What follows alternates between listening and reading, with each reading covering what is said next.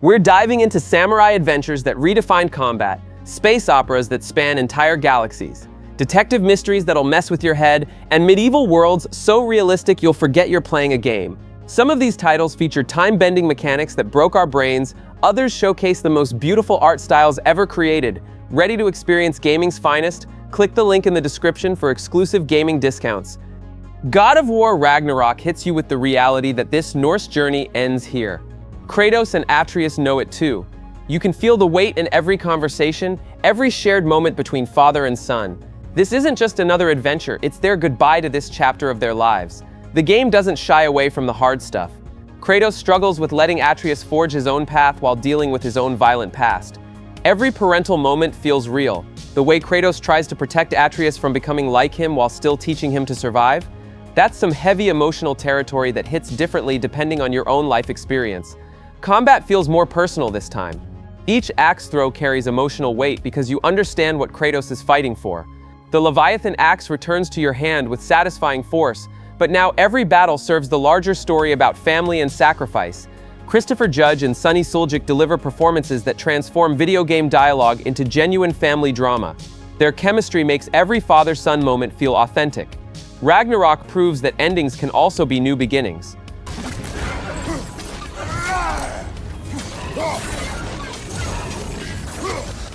Right off the bat, Dishonored 2 throws you a curveball. You get to choose between Emily Kaldwin or Corvo Attano, and they're not just different skins.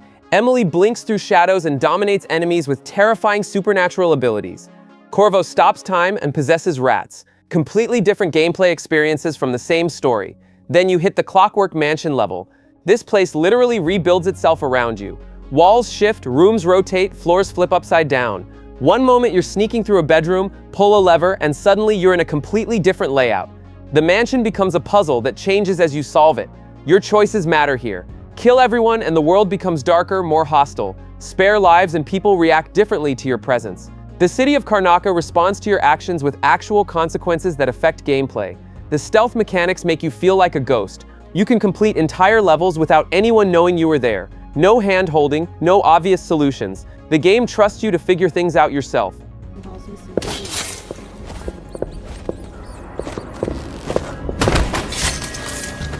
That first moment when you step out of the Shrine of Resurrection changes everything.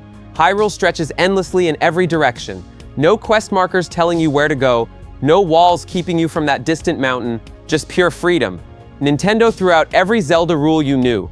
No more linear dungeons, no more collecting items in a specific order. You can literally walk straight to the final boss if you want. The game doesn't care about your expectations. Everything becomes a tool. Metal objects conduct electricity during storms. Wooden weapons catch fire, boulders roll down hills and crush enemies.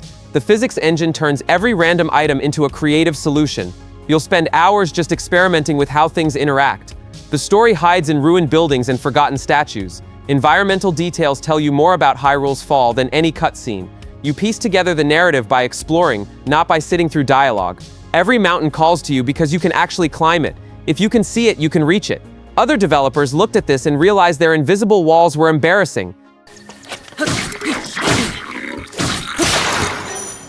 Remaking Final Fantasy VII felt impossible. This game meant everything to millions of players. One wrong move and fans would riot. Square Enix took that pressure and somehow made it work. They turned Midgar into a full adventure. What used to be the opening hours became an entire game. Every sector got expanded. You explore slums that were just background art in the original. The plate above feels massive and oppressive. The combat system fixes everything. You get real-time action but can pause to select spells and items. It feels like classic FF7 but plays like a modern action game. Cloud swings his Buster Sword with real weight behind each strike. Cloud, Tifa, and Aerith feel like actual people now. Their facial expressions tell stories. Voice acting brings emotional moments to life in ways the original never could. When Aerith tends her flowers, you see her gentle personality through every animation. The Scorpion Sentinel boss fight looks incredible. Modern graphics make every iconic scene feel new again. This remake respects your nostalgia while creating something completely fresh.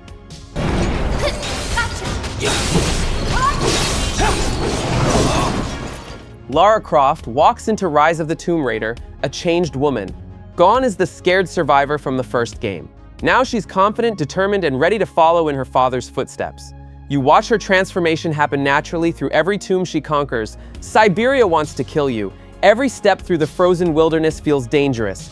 Avalanches crash down mountainsides. Ice breaks under your feet. The environment becomes your biggest enemy, forcing you to think smart about every move you make. The ancient tombs actually feel mysterious again. Each puzzle makes sense within the world. You're not just moving blocks around, you're uncovering secrets that have been hidden for centuries. The solutions feel rewarding because you earned them through observation and logic. Combat gives you real choices. Stealth through enemy camps or go loud with explosives. Set traps or pick off guards one by one. Every encounter lets you play your way. Lara's relationship with her father's legacy drives everything forward. She's not just raiding tombs for treasure, she's completing his unfinished work. This game perfected everything the reboot trilogy was trying to achieve. We're down here. Now this wall. Jesse Faden walks into the Federal Bureau of Control, and everything goes sideways immediately. The lobby looks normal until you notice the janitor floating in midair. Reality just broke, and nobody seems surprised about it. The oldest house defies every law of physics you know. Hallways stretch into impossible distances. Rooms exist that shouldn't fit in the building. You'll walk through a door and end up somewhere completely different. The architecture shifts around you like a living thing. Then you discover telekinesis, and throwing office furniture becomes the most satisfying thing ever. Desks fly across rooms with deadly force. Filing cabinets become projectile weapons. Every mundane object transforms into supernatural ammunition. The lore reads like SCP Foundation documents, altered items with mysterious powers, paranatural phenomena that can't be explained. Each case file you find makes the world stranger and more fascinating. Government bureaucracy becomes genuinely terrifying. Official forms document reality-bending events in clinical language. The horror comes from treating impossible things as routine paperwork. Control proves weird experimental stories can captivate mainstream audiences when executed perfectly.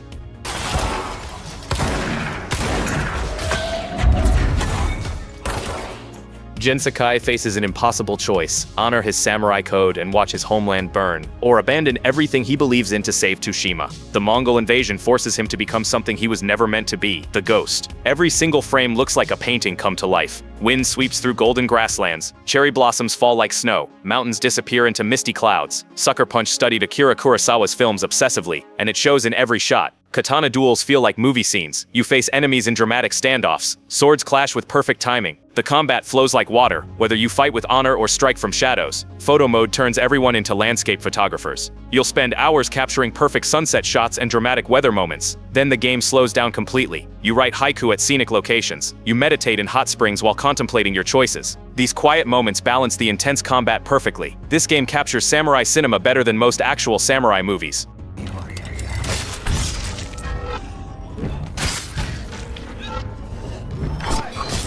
Web swinging feels absolutely perfect now. The physics make every swing through New York feel natural and effortless. You can build momentum, dive between buildings, and chain moves together without thinking about it. The city becomes your playground. Playing as both Peter Parker and Miles Morales changes everything.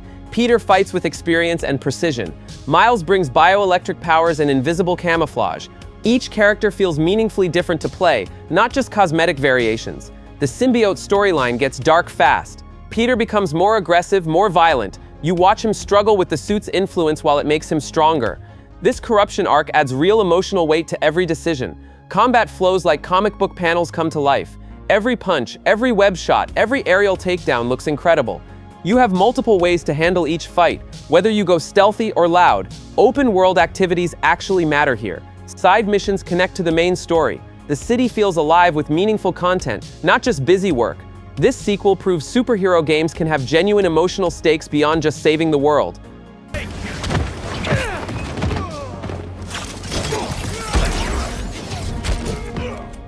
Alan Wake sits trapped inside his own nightmare story, and you can't tell where the writer ends and the fiction begins. He's been stuck in this dark place for 13 years, writing himself deeper into trouble every time he tries to escape. Reality keeps shifting around you. What seems real one moment becomes fiction the next. You'll question everything you see because the game intentionally messes with your head. Nothing feels solid or trustworthy. FBI agent Saga Anderson investigates supernatural crimes, while Alan fights his way through twisted narratives. Playing both characters shows you different sides of the same horrifying mystery.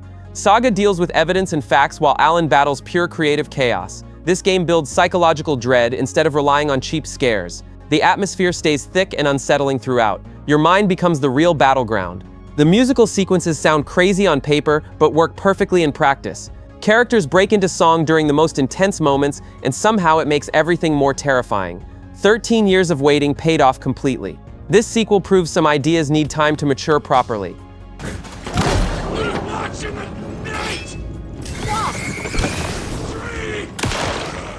Yeah, Cyberpunk 2077 had a rough start. Everyone knows that story. But here's the thing. The game you can play right now is completely different from that broken mess at launch.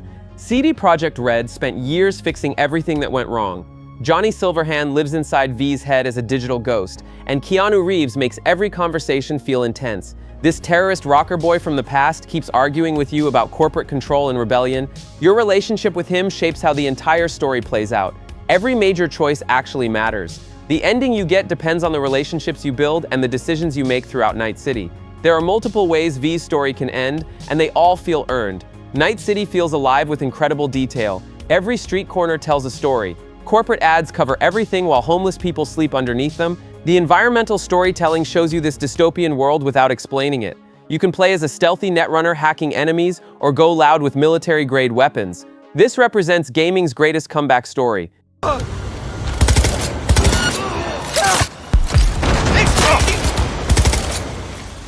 GLaDOS is back, and she's still furious about that whole murdering her thing from the first game.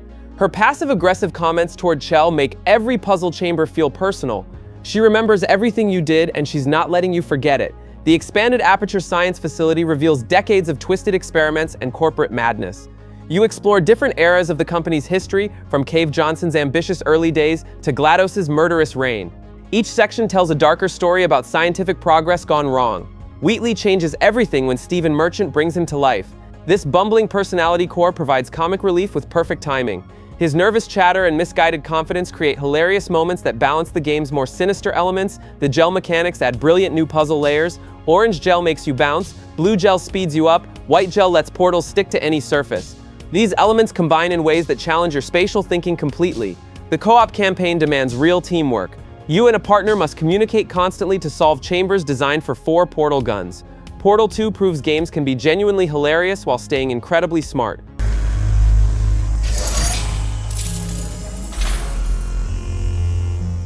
Geralt's search for Ciri drives everything in The Witcher 3. Their surrogate father-daughter relationship carries real emotional weight. You feel Geralt's desperation to find her and protect her from the forces hunting her down. Every clue you follow feels personal. The Wild Hunt represents pure terror. These skeletal riders from another world want Ciri's elder blood power to save their dying realm. The prophecy surrounding her abilities creates constant tension. You never know if helping Ciri means dooming everyone else. Every quest presents morally gray choices with lasting consequences.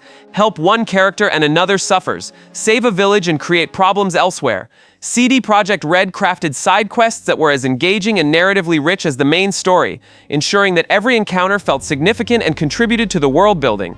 Romance options with Triss and Yennefer feel genuine rather than gamified relationship mechanics. These relationships develop naturally through shared experiences and meaningful conversations. The DLC expansions Hearts of Stone and Blood and Wine could stand as full games in their own right. This game set an impossible standard for open-world RPG storytelling that developers still chase today.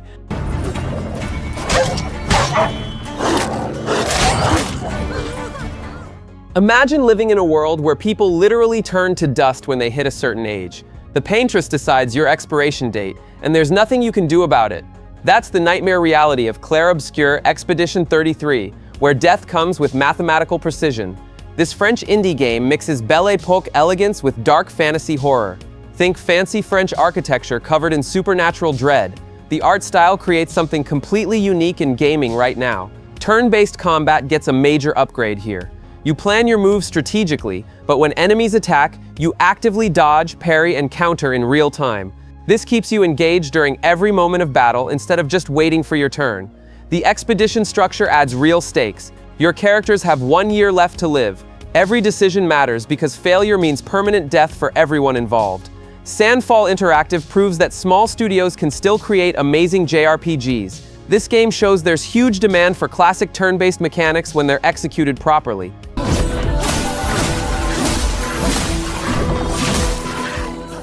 Aloy heads into the dangerous Forbidden West because the world is literally dying around her. The blight spreads faster than anyone expected, and she's running out of time to find answers. This isn't just another adventure, it's a race against extinction. The new machines are absolutely incredible. You'll face Tremortisics that shake the ground with every step and Slitherfangs that move like mechanical snakes.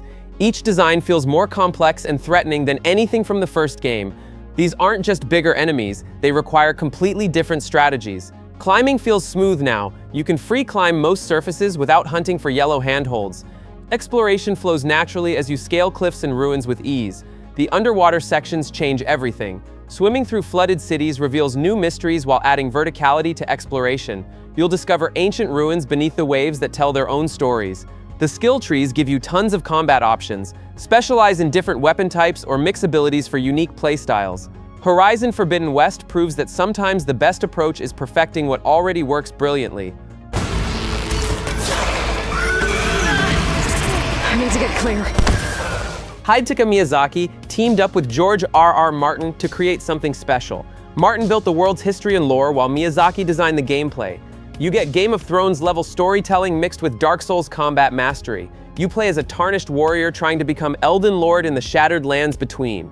The world broke apart after someone destroyed the Elden Ring. Now you need to collect the Great Runes and fix everything.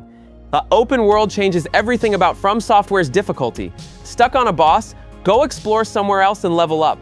Come back stronger and crush that enemy that was giving you trouble. No more hitting your head against the same wall for hours. Boss fights range from intimate sword duels to massive dragon battles. Some bosses tower over you like skyscrapers, others feel personal and technical. Player messages create amazing emergent storytelling. You'll see warnings about hidden enemies or jokes about tough fights. This community element makes the world feel alive. Elden Ring finally made Souls-like games accessible to mainstream audiences.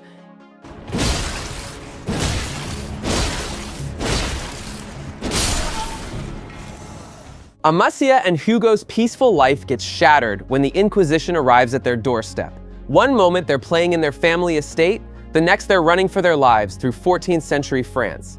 The Black Death has turned their world into a nightmare filled with religious persecution and supernatural horror. You spend the entire game protecting Hugo, your vulnerable little brother who doesn't understand why everyone wants to hurt him. Every encounter becomes personal because you genuinely care about keeping this kid safe. The emotional weight hits hard when you realize how helpless you both are. The rat swarms create incredible stealth challenges. Millions of rats flood the screen, reacting to light and sound. You use fire to create safe paths through the darkness. These swarms represent the overwhelming power of the plague itself. Asobo Studio researched 14th century France extensively. The clothing, architecture, and social structures feel authentic. The voice acting makes you believe these characters are real siblings facing impossible odds. This proves indie studios can create AAA emotional experiences. Your sister, Hugo.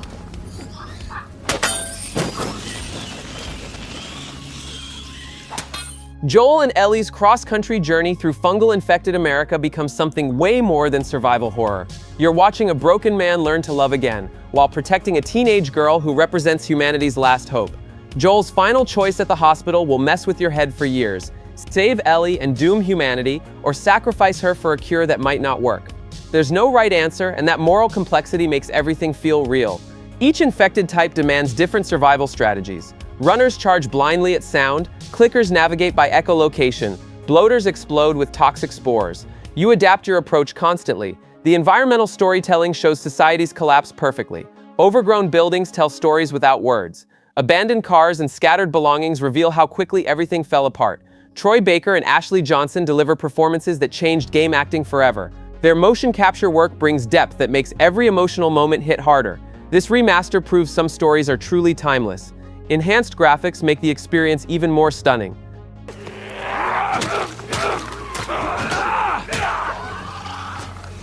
Leon Kennedy gets sent to rescue the president's daughter from a mysterious cult in rural Spain. What starts as a simple extraction mission turns into a nightmare filled with parasite-infected villagers and ancient conspiracies. You're not just fighting zombies anymore. These enemies think, plan, and work together. The updated controls make everything feel smooth and responsive. Aiming feels precise, movement flows naturally, and inventory management actually makes sense. Classic RE4 gameplay, but without the clunky parts that aged poorly. Enemy AI got seriously upgraded. Ganados coordinate attacks, flank you, and use the environment strategically. Combat gives you way more tactical options now. You can craft ammunition, upgrade weapons extensively, and approach fights from multiple angles. The visual improvements make every creature absolutely terrifying. The Regenerador's twisted limbs look horrifying in modern graphics. Salvador's chainsaw gleams menacingly under updated lighting. Every boss feels more intimidating than before. Expanded story elements give Leon, Ada, and Luis more personality and clearer motivations. This remake proves you can modernize classics perfectly without losing what made them special.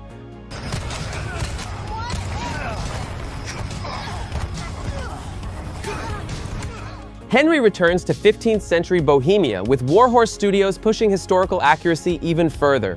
They consulted medieval historians to make sure every detail feels authentic. You're not just playing a fantasy game, you're experiencing what life actually felt like back then. The combat system got streamlined without losing its strategic depth. Sword fighting feels more fluid now. They added crossbows and early firearms that give you more tactical options on the battlefield. Every weapon requires different timing and approach. Your dialogue choices and relationships actually change the story outcomes. NPCs react based on your past actions and reputation. The expanded dialogue system makes conversations feel more natural and meaningful. Crafting gets way more immersive with new skills like blacksmithing. Alchemy and cooking systems got deeper too. Your canine companion Mutt helps with combat and tracking, making the world feel more lived in. The crime system became more dynamic. NPCs accuse you based on actual evidence. Get caught stealing and you might face execution. This sequel proves there's a real audience for historically accurate RPGs.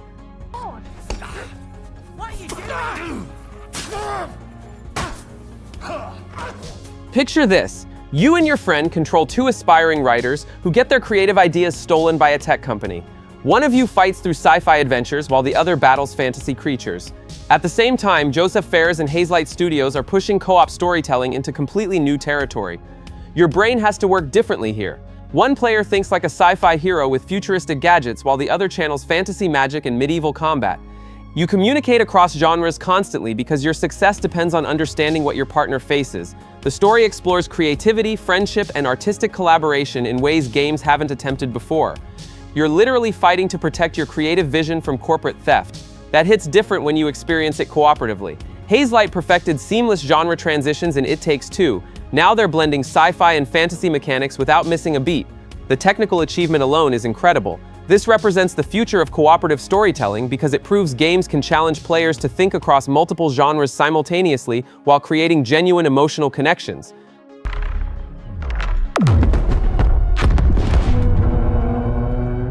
Arthur Morgan rides with Dutch van der Linde, knowing their outlaw days are numbered. The world is changing around them, and their gang can't keep running forever. Arthur's loyalty to Dutch gets tested as civilization closes in, and the gang starts falling apart. You watch Arthur question everything he believed in. His moral awakening happens slowly through every choice you make. The honor system affects how NPCs react to Arthur throughout the world. Be honorable and people respect you. Act like a criminal and they fear you. The attention to detail makes every interaction feel real. Your horse gets dirty and needs grooming. Arthur gains weight if you feed him too much. NPCs remember previous conversations and react accordingly. Hunting and fishing create genuine frontier immersion. You track animals through realistic ecosystems. Different weapons affect pelt quality. Fish respond to weather conditions and time of day. These survival mechanics make the world feel alive. This represents the pinnacle of Rockstar's open-world design philosophy because every system connects meaningfully to create authentic Western experiences.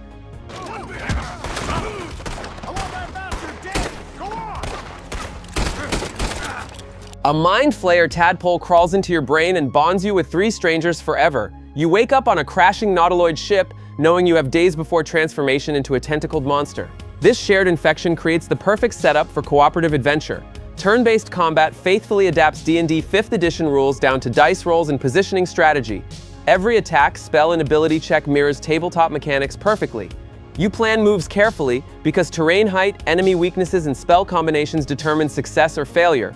Origin characters like Shadowheart, Gale, and Astarion offer completely different story perspectives. Play as them and experience unique dialogue options, personal quests, and character-specific narrative moments that change how you see the main plot. Every conversation feels like sitting around a tabletop with friends. Dialogue choices branch naturally, with consequences that matter. Your character's background and stats affect available responses. Romance develops organically through shared camp conversations and adventure bonding. These relationships grow naturally instead of feeling like reward systems. Baldur's Gate 3 proves turn-based RPGs can achieve massive mainstream success when executed with this level of depth and authenticity.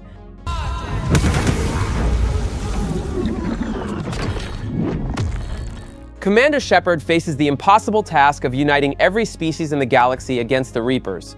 Ancient machines want to wipe out all organic life, and you're the only one crazy enough to think you can stop them. The pressure never lets up across 3 full games. Your choices in Mass Effect 1 ripple through the entire trilogy.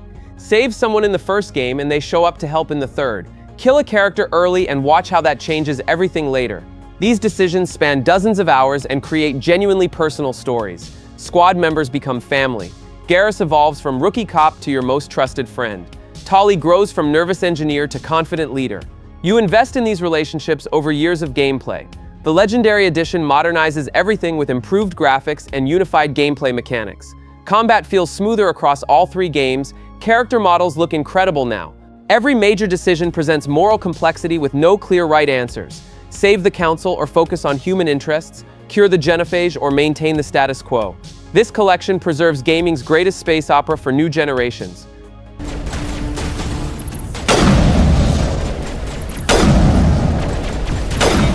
The Monkey King travels through landscapes that look like classical Chinese paintings brought to life. Every mountain peak, temple, and forest feels pulled straight from ancient artwork. Game Science studied traditional Chinese art extensively, and you see that research in every frame. Your transformation abilities completely change how you approach combat. Turn into different creatures with unique movesets and strategies. Each form requires different timing and tactics against various enemies. Boss fights draw inspiration directly from Journey to the West and other classical literature. These aren't random monsters, they're legendary figures with deep cultural meaning. Each boss encounter tells part of a larger mythological story. The visual technology makes ancient myths feel real. Character models show incredible detail. Environmental effects like mist and lighting create atmospheric storytelling that rivals big-budget films. This game introduces global audiences to Chinese mythology in ways Western media never attempted. Players worldwide experience these stories firsthand instead of through translation. Black Myth Wukong proves Chinese developers can create world-class games that compete internationally while celebrating their own cultural heritage.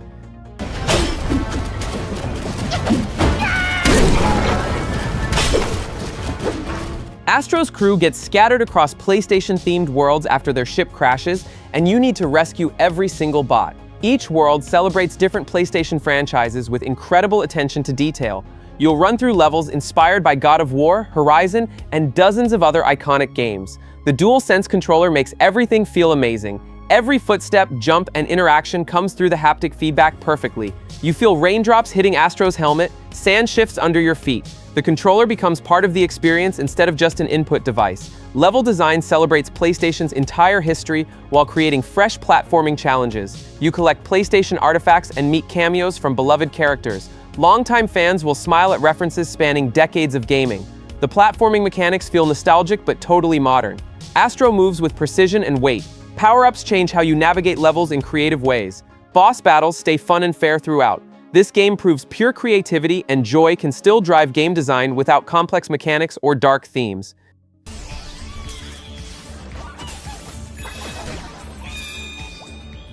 The Phantom Thieves break into people's hearts and literally steal their corrupt desires.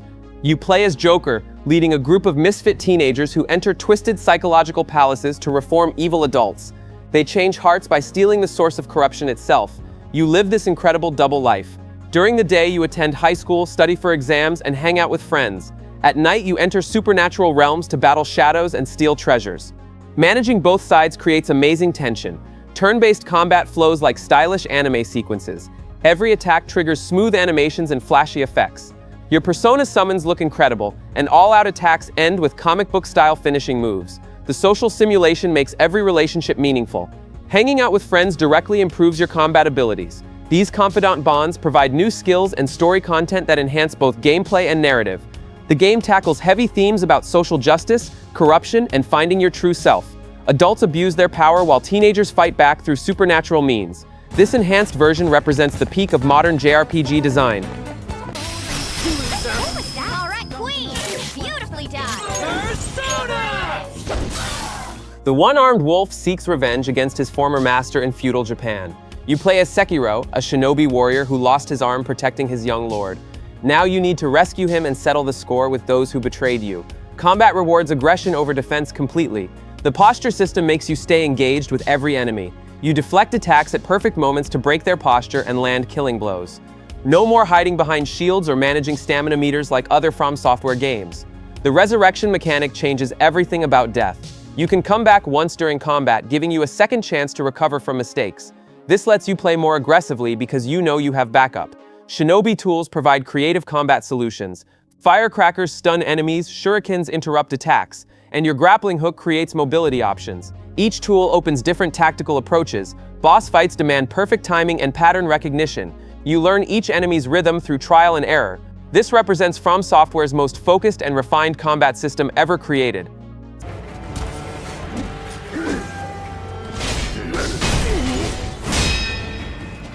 Sam Porter Bridges gets tasked with reconnecting a fractured America after the Death Stranding event tore reality apart. The world broke when the boundaries between life and death collapsed. Now mysterious creatures called BTs roam the landscape while timefall rain ages everything it touches. The supernatural phenomena create genuine mystery. You never fully understand what caused the Death Stranding or why some people can sense BTs. The connection between life and death becomes personal as you meet characters caught between both worlds. Walking becomes surprisingly engaging through careful cargo management and terrain navigation. Every delivery feels meaningful because you're literally rebuilding civilization one package at a time. The weight of your cargo affects balance and movement, making each step deliberate. The social strand system creates community without direct interaction. Other players leave helpful structures like bridges and ladders. You share resources and provide assistance through these indirect connections. Norman Reedus, Mads Mikkelsen, and Lea Seydoux deliver incredible performances that bring depth to Kojima's bizarre storytelling. Death Stranding proves truly original ideas can find mainstream audiences.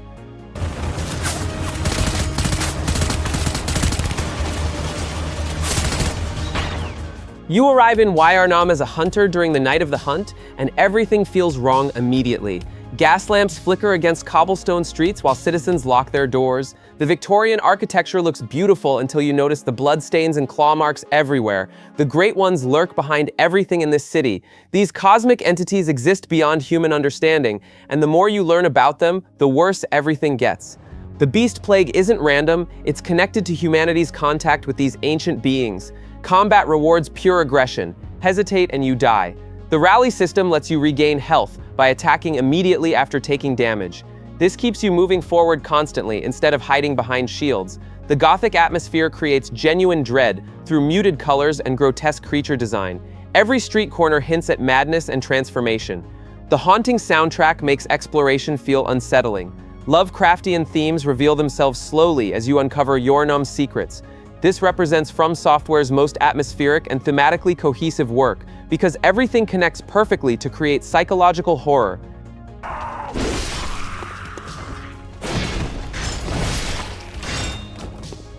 These 30 games represent everything single-player gaming can achieve. Each title offers something completely unique that you can't find anywhere else. From Kratos and Atreus' final Norse adventure to the Monkey King's mythological journey, these experiences will stick with you forever. You've got space operas that span galaxies, horror games that mess with your mind, and medieval adventures more realistic than history books. Some focus on pure fun, while others tackle serious themes about family, corruption, and what it means to be human. Check the description for exclusive gaming discounts on these incredible titles.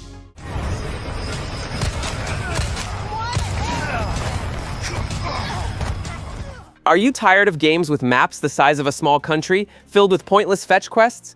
This video is the cure. We're counting down 20 games that actually respect your time. These aren't digital chore lists, they're handcrafted thrill rides designed to tell one incredible story without any of the fluff, just pure, concentrated gaming. Uncharted 4 answers a question we've all secretly wondered: what happens when a professional fortune hunter tries to go straight? Nathan Drake has traded ancient tombs for an attic full of relics and swapped treasure maps for a salvage diver job. It's almost peaceful until his long-lost, presumed very dead brother Sam shows up on his doorstep, dragging him back into the life for one last score to hunt down a legendary pirate fortune. This isn't the treasure hunt of his youth. This one is soaked in regret and the messy consequences of a life spent running. The action is tied directly to this desperation.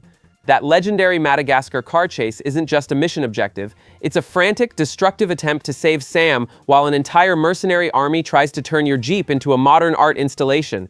The real danger, though, isn't the gunfire. It's Nate lying through his teeth to his wife Elena, making a simple phone call home more tense than fighting a guy with a rocket launcher. Every firefight feels more desperate, and every death-defying climb feels heavier because you know exactly what he stands to lose, and it's not the gold. The whole adventure is a test to see if Nate can repair the life he's breaking while chasing ghosts. It's the perfect send-off for his story, proving that the most valuable treasure you can find is a good reason to finally stop looking for it.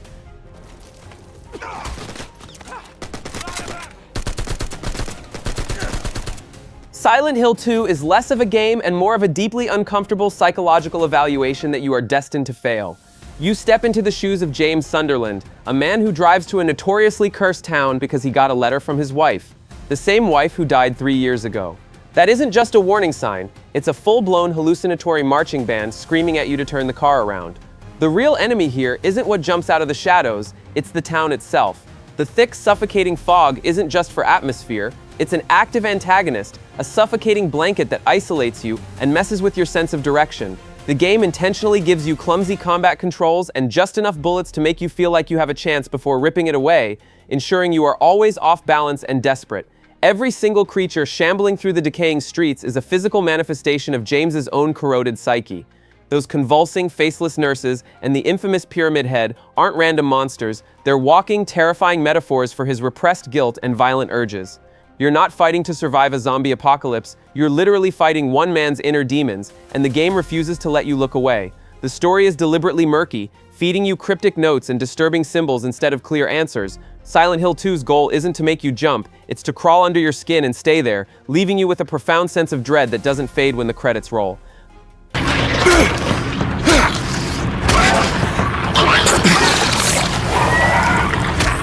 It turns out there is something harder than dismantling the entire Greek pantheon, trying to raise a son when your only two parenting skills are unbridled rage and stoic silence. God of War from 2018 completely flips the script, transforming Kratos from a screaming engine of vengeance into a grieving bearded father who communicates almost exclusively through weary grunts and the word boy. The entire game is presented as a single, unbroken camera shot. That's not just a technical gimmick to put on the back of the box, it serves a crucial narrative purpose. This relentless perspective glues you to Kratos, forcing you to experience every painfully awkward conversation and every visceral, desperate battle right alongside him without a single cut. There's no looking away. The new combat system is phenomenal, centered on the Leviathan Axe, a weapon so satisfying to throw and magically recall that you'll do it for no reason. But the true conflict isn't with any of the Norse gods who come knocking, it's Kratos' internal struggle to connect with his son, Atreus, and to finally break a miserable cycle of violent fatherhood. The spectacular journey across the realms of Norse mythology is breathtaking, but it's the small, quiet interactions between the father and son that carry the most emotional weight. This game is undeniable proof that a focused, linear story can deliver not just epic action, but a profound and genuinely moving character study about what it means to be a god, and more importantly, a man.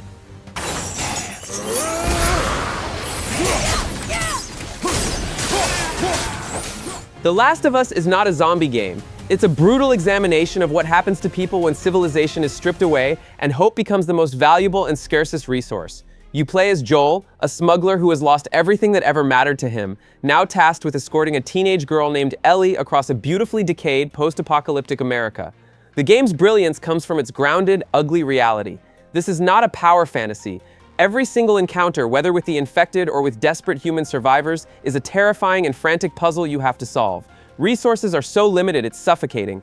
You'll regularly find yourself in a dark, flooded basement with 3 clickers and exactly 1 bullet, which forces you to rely on stealth, tactical thinking, and pure, unadulterated panic. Every bullet really does count. This constant, nerve-shredding struggle for survival makes the rare, quiet moments between Joel and Ellie all the more potent. Their relationship grows organically from a reluctant cargo and escort arrangement into a deeply complex father-daughter bond, built brick by brick on shared trauma and the kind of gallows humor only people at the end of the world can understand. The story is relentlessly bleak, constantly putting your morals on trial and forcing you to witness the awful things people will do to see another sunrise. By the time you reach the game's infamous gut punch of an ending, you're no longer just a player. You're a co-conspirator in Joel's journey, which makes his final choice feel intensely personal and absolutely devastating.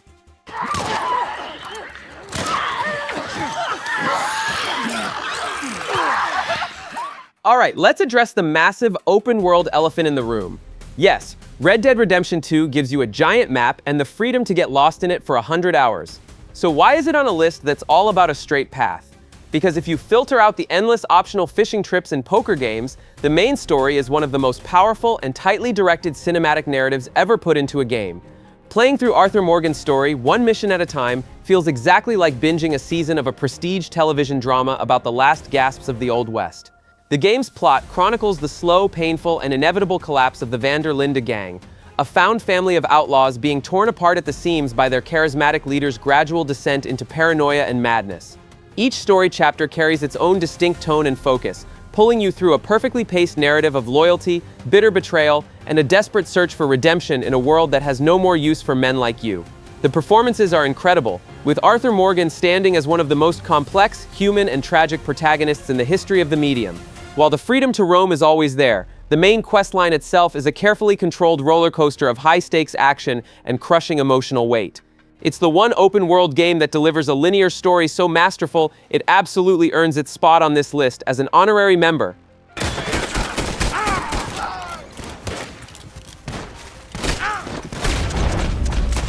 What if you took one of the oldest and most epic tales in Chinese literature and handed it to a development team with the mission of turning it into a Souls-like game running on Unreal Engine 5? The answer is Black Myth: Wukong, and it looks absolutely stunning. You play as the legendary Monkey King himself, Sun Wukong, a trickster god armed with a massive expanding staff and a legendary bad attitude. This game is pure visual spectacle. Every trailer released has showcased jaw-dropping graphics, fluid combat animations, and boss designs that look like they were pulled directly from mythological nightmares. The combat appears to be a fast-paced blend of dodging, parrying, and using Wukong's vast arsenal of magical abilities. He can create clones of himself to distract enemies, or even transform into various creatures to gain an advantage in a fight. This isn't just about making another brutally difficult game, it's about embodying the immense power and versatility of a literal deity from one of the 4 great classical novels of Chinese literature. The world itself is dripping with atmosphere, drawing directly from the pages of Journey to the West to create a land of imposing temples, mystical forests, and absolutely terrifying demons. The game promises to be a focused, linear, and boss rush-heavy experience designed to deliver a playable martial arts epic. Black Myth: Wukong feels like the next real leap in action RPGs, a gorgeous and brutal adventure that could set a new standard for visual fidelity and mythic storytelling.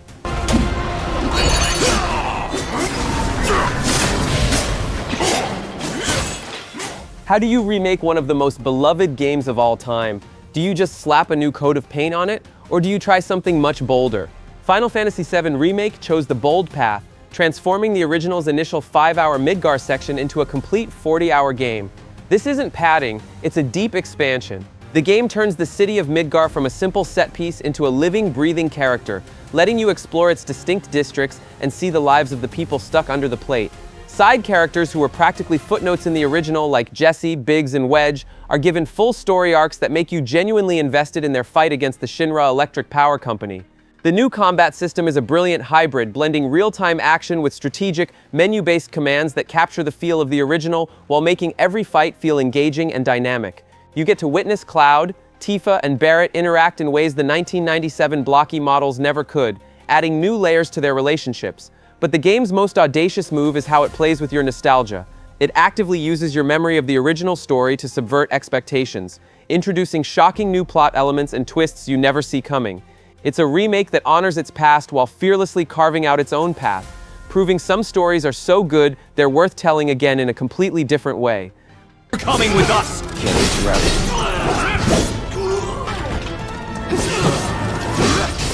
Resident Evil 4 is gaming's version of a perfect action movie. It's an unstoppable, inventive thrill ride that knows exactly when to switch gears to keep you permanently on the edge of your seat.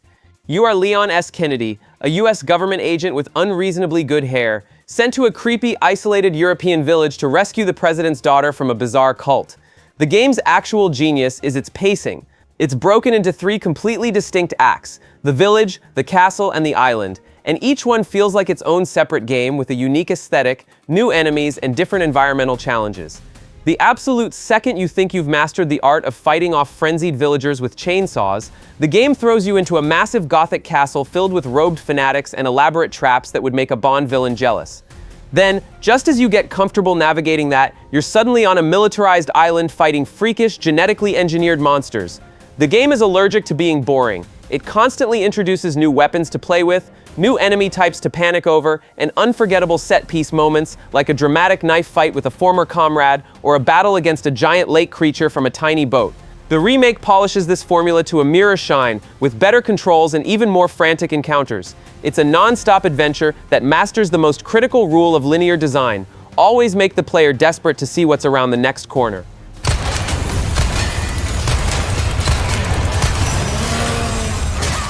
What if writer's block was a literal murderous entity clawing its way out of the darkness to kill you? Welcome to the world of Alan Wake 2. This is a full-blown survival horror experience that takes the weird meta-narrative ideas of the first game and cranks the terror up to completely new levels.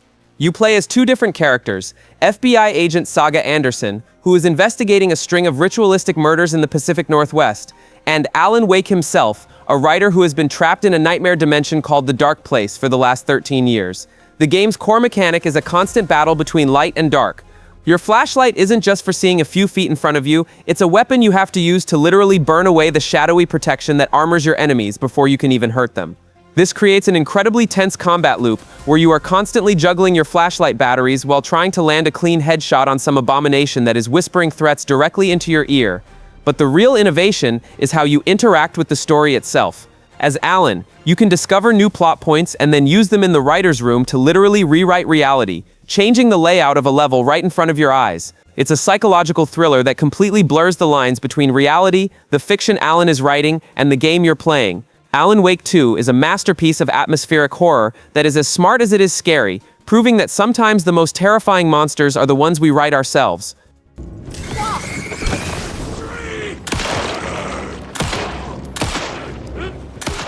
Detroit: Become Human is less a game and more a nerve-wracking stress test where one wrong move can lead to a main character's permanent, irreversible death. The story puts you in control of 3 androids in near-future Detroit as they awaken to consciousness: Connor, a prototype investigator hunting rogues; Kara, a housekeeper protecting a young girl; and Marcus, a former caregiver who becomes the leader of a revolution. What makes this game so different is its absolute dedication to choice. After every scene, the game shows you a giant branching flowchart detailing your decisions and, more importantly, all the potential paths you didn't take. Seeing those alternate possibilities generates incredible pressure. Did you say the right thing to talk down that hostage taker, or did your words cause a disaster? Did your decisions during a protest result in a peaceful demonstration or an all-out riot? The game is filled with quick-time events and moral dilemmas that force split-second calls with life-or-death consequences. You are the director of your own sci-fi film, where the story can splinter into countless outcomes based on your actions. This isn't the illusion of choice, it's a complex engine of cause and effect. Playing Detroit is a unique experience that makes you feel the immense weight of every single action, giving you a personalized story that is truly yours to shape or completely ruin.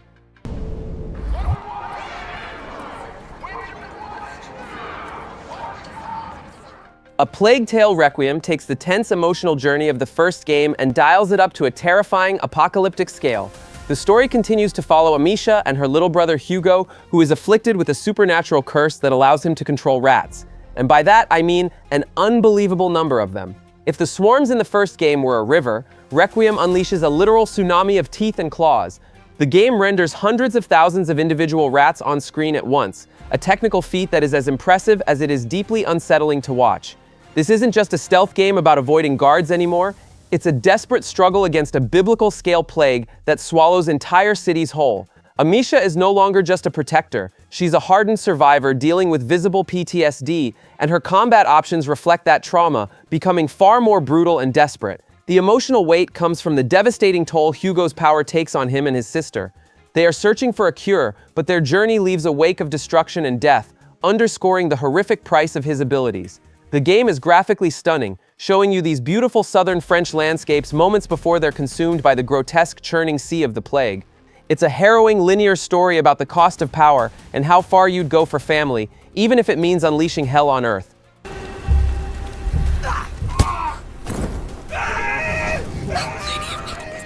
Imagine it's a random Tuesday. Tango Gameworks, the studio famous for making you terrified of your own shadow and the evil within, suddenly announces and releases a brand new game. But it's not horror. It's one of the most joyful, vibrant, and creative action games in years. That's exactly how Hi-Fi Rush happened. This game runs on pure, unfiltered fun. You play as Chai, a wannabe rock star who gets a music player accidentally embedded in his chest. As a result, the entire world now moves to the beat of his internal soundtrack. This isn't a small gimmick, it is the entire game. Every single action, your attacks, your dodges, enemy movements, even environmental hazards, is perfectly synced to the rhythm. To do well, you have to become one with the beat. The combat feels incredible, rewarding you for timing your light and heavy attacks into combos that flow with the music, making you feel like a guitar-wielding god. The whole thing has a gorgeous cel-shaded art style that looks like a playable Saturday morning cartoon, complete with hilarious characters and writing that is genuinely funny. In an industry dominated by endless hype cycles and leaks, Hi-Fi Rush just showing up out of nowhere felt like a breath of fresh air. It's a powerful testament to the impact of a great idea, proving that you don't need a massive marketing budget when your game is this good and this full of heart.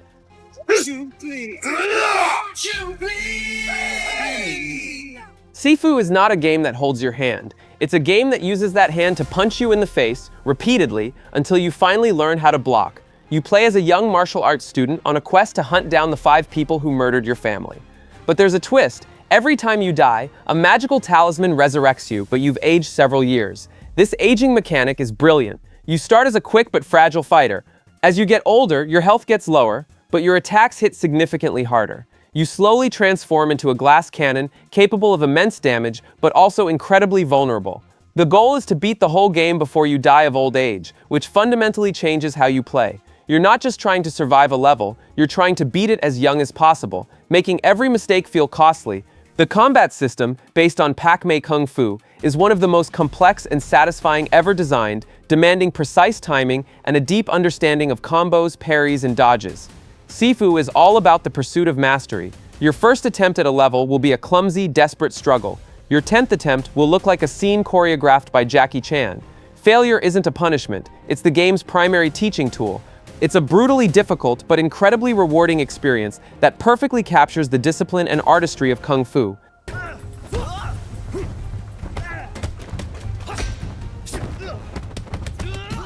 Control takes place entirely within one location, a single brutalist skyscraper in New York City. But this is not your average office building. This is the oldest house, the headquarters for a secret government agency called the Federal Bureau of Control, and the building itself is a paranormal entity that actively warps reality. The architecture is all raw concrete and imposing geometric shapes, creating a cold, institutional feeling that perfectly reflects the agency's attempt to box up the unexplainable.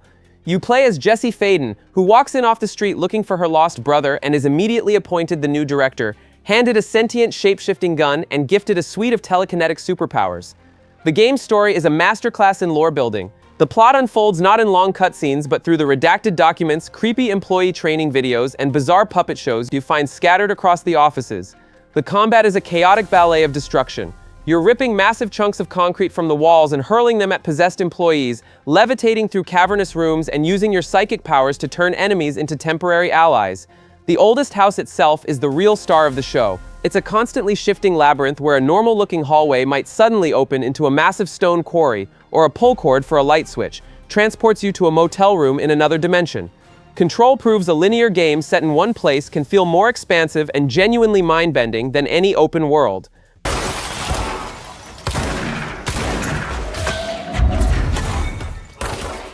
Have you ever wondered what your cat does all day when you're not home? Stray suggests the answer might be toppling robot civilizations and uncovering the secrets of a post-human world. You play as a cat. That's the entire premise, and the game is completely dedicated to getting that feeling right. You can curl up for a nap in a sunbeam, scratch up a perfectly good couch, knock pots off a ledge for no reason, and yes, there is a dedicated meow button for important cat business. But hiding beneath all the charming cat antics is a surprisingly deep and emotional story, told without a single line of human dialogue. You navigate a decaying cyberpunk city populated entirely by robots, trying to find your way back to your family. The world is your jungle gym, with exploration feeling fluid and intuitive as you leap across rooftops and squeeze through gaps. The story is told through the environment. You piece together what became of the humans by observing everything from the graffiti on the walls to the way the robots have formed their own society. You're not alone on this journey. Your companion is a small drone, B-12, who helps you translate what the robots are saying and interact with technology. Stray is a beautiful, melancholic adventure that uses its unique perspective to tell a powerful story about connection and hope in a world that has lost its masters. It's proof that a compelling narrative doesn't need a human protagonist, just a lot of heart and a good place to curl up for a nap.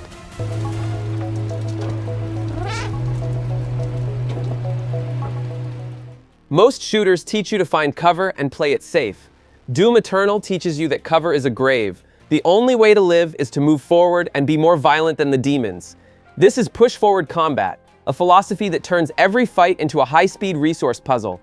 Your health, armor, and ammo are not things you find lying around. You must rip them out of the demons. Are you low on health? You need to charge straight into the chaos and perform a glory kill on a staggered enemy. Out of ammo? You get in a demon's face and use your chainsaw to turn them into a personal ammo dispenser. Need armor? Your flame belch sets enemies on fire, causing them to drop armor shards when they die. This creates a frantic, aggressive gameplay loop known as the Doom Dance. You are constantly cycling between your guns, your equipment, and your movement abilities just to stay alive. Standing still for even a second is a guaranteed death sentence. You have to be a whirlwind of absolute destruction, double jumping over projectiles, dashing away from attacks, and raining down hell on the hordes below. The levels are a series of combat arenas, each one built to test your skills and force you to use every single tool you have. The game is a pure, unadulterated power fantasy that makes you feel like an unstoppable force of nature.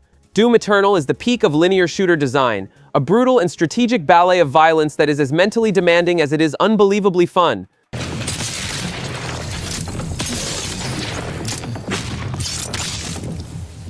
In an age of 100-hour live service games and overwhelming open worlds, Evil West feels like a wonderful relic teleported directly from the Xbox 360 era.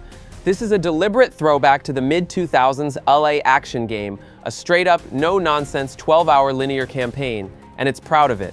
You play as Jesse Rentier, a vampire hunter in a steampunk Wild West whose primary method of problem-solving involves punching things with fists that crackle with electricity. The story is gloriously simple. Cowboys versus vampires. That's the entire pitch. The game knows what it is and fully leans into the absurdity with ridiculous, over-the-top action and the kind of perfectly cheesy one-liners you just don't hear anymore.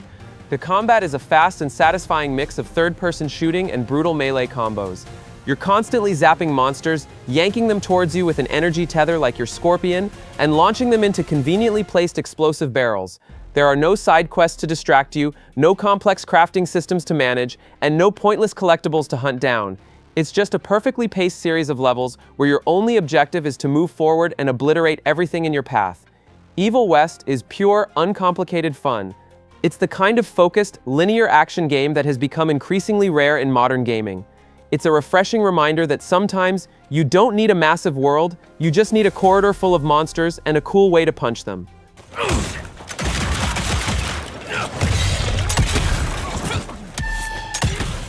It Takes Two is a game that is physically impossible to play alone.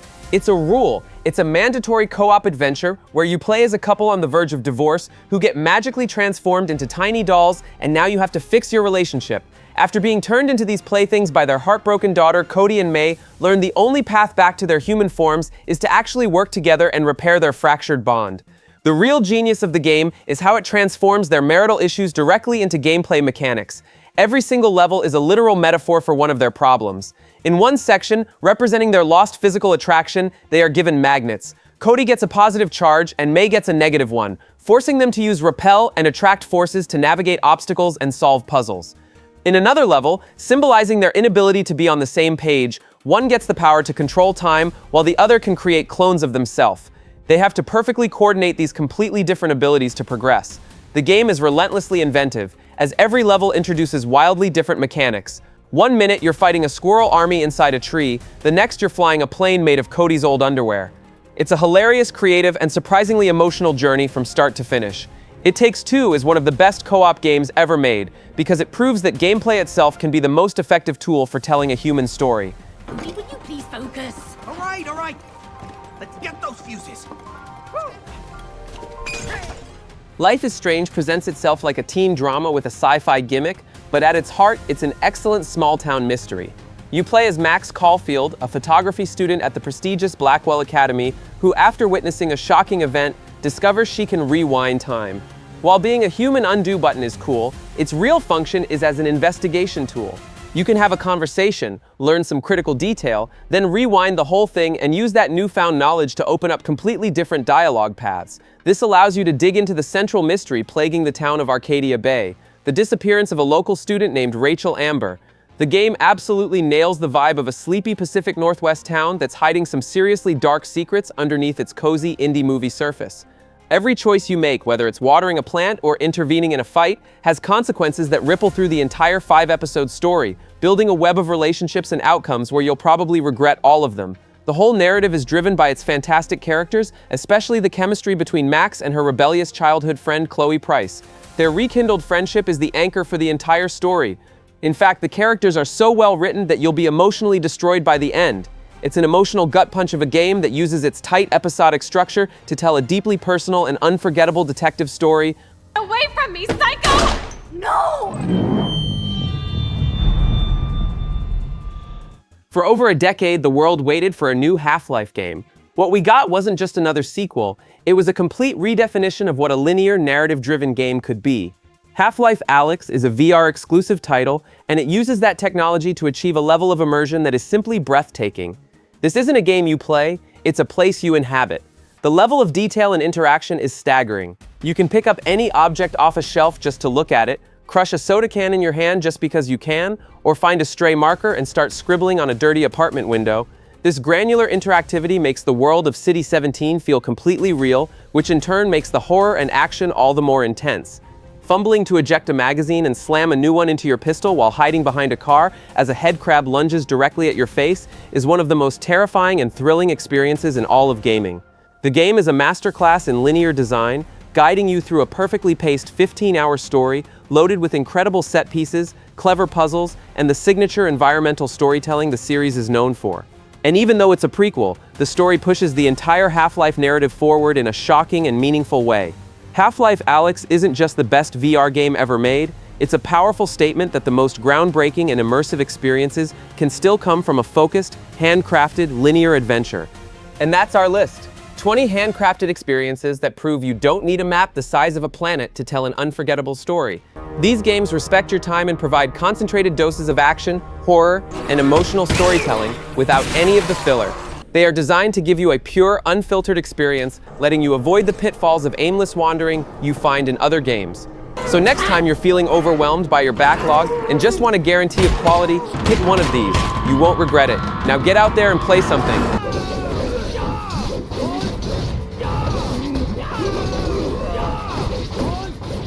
We've all been there. You boot up a new game and the first hour is just awful.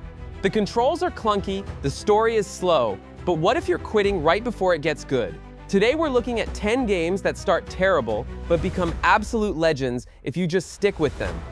Kingdom Come: Deliverance throws away the rulebook for RPG heroes. You're not some chosen one destined for greatness. You are Henry, a blacksmith's son from a town no one's ever heard of, and you are spectacularly bad at, well, everything. Your first real attempt at sword fighting is one of the most humbling experiences in gaming. It's less of a duel and more of a clumsy, panicked attempt to swing a piece of metal in the general direction of an enemy without tripping over your own feet. Don't even think about picking up a book, because Henry literally can't read. You have to find a scribe and pay him to teach you your letters, one painful lesson at a time. This isn't a power fantasy, it's a peasant simulator. The game seems to go out of its way to make you feel weak. The directional combat system, where you have to match your swing to your opponent's guard, feels like rubbing your stomach and patting your head during a life or death struggle. You'll get absolutely rocked by the first bandit you meet who has more than a wooden stick. Forgetting to eat will drain your stamina until you can barely jog, and getting a full night's sleep is as critical as sharpening your sword. Your first few hours are a frustrating mess of getting beaten up, running away from fights, and probably getting arrested for accidentally punching a guard while trying to talk to him. My last 2 brain cells were working overtime just trying to survive. But then, after hours of getting knocked around in the training ring with Captain Bernard, something happens. You get into a fight with a real enemy, a well-armed bandit on the road, and instead of just wildly swinging, you wait. You watch his stance, you see him raise his arm for an overhead swing, you nail the block, and you reply with a perfect riposte to his head. He stumbles back, and you press the advantage. You win. Not because you leveled up enough, but because you actually got better. That's the moment the entire game clicks into place. Suddenly, the systems stop feeling punishing and start feeling immersive. That complex combat becomes a tense, strategic dance where every move matters. The need to eat, sleep, and maintain your gear isn't an annoyance anymore. It's what makes your journey through 15th century Bohemia feel consequential and real. You aren't just handed power, you earn every single sliver of it through practice and perseverance. You go from a guy who can't win a fist fight to a knight who can confidently walk onto a battlefield. The payoff is one of the most honest and authentic feelings of progression you can find in a game. You didn't just watch a character's stats go up, you personally guided him through the mud and blood. It stops being a clunky game and becomes your own medieval saga. And you appreciate becoming a knight because you viscerally remember what it was like to be the peasant.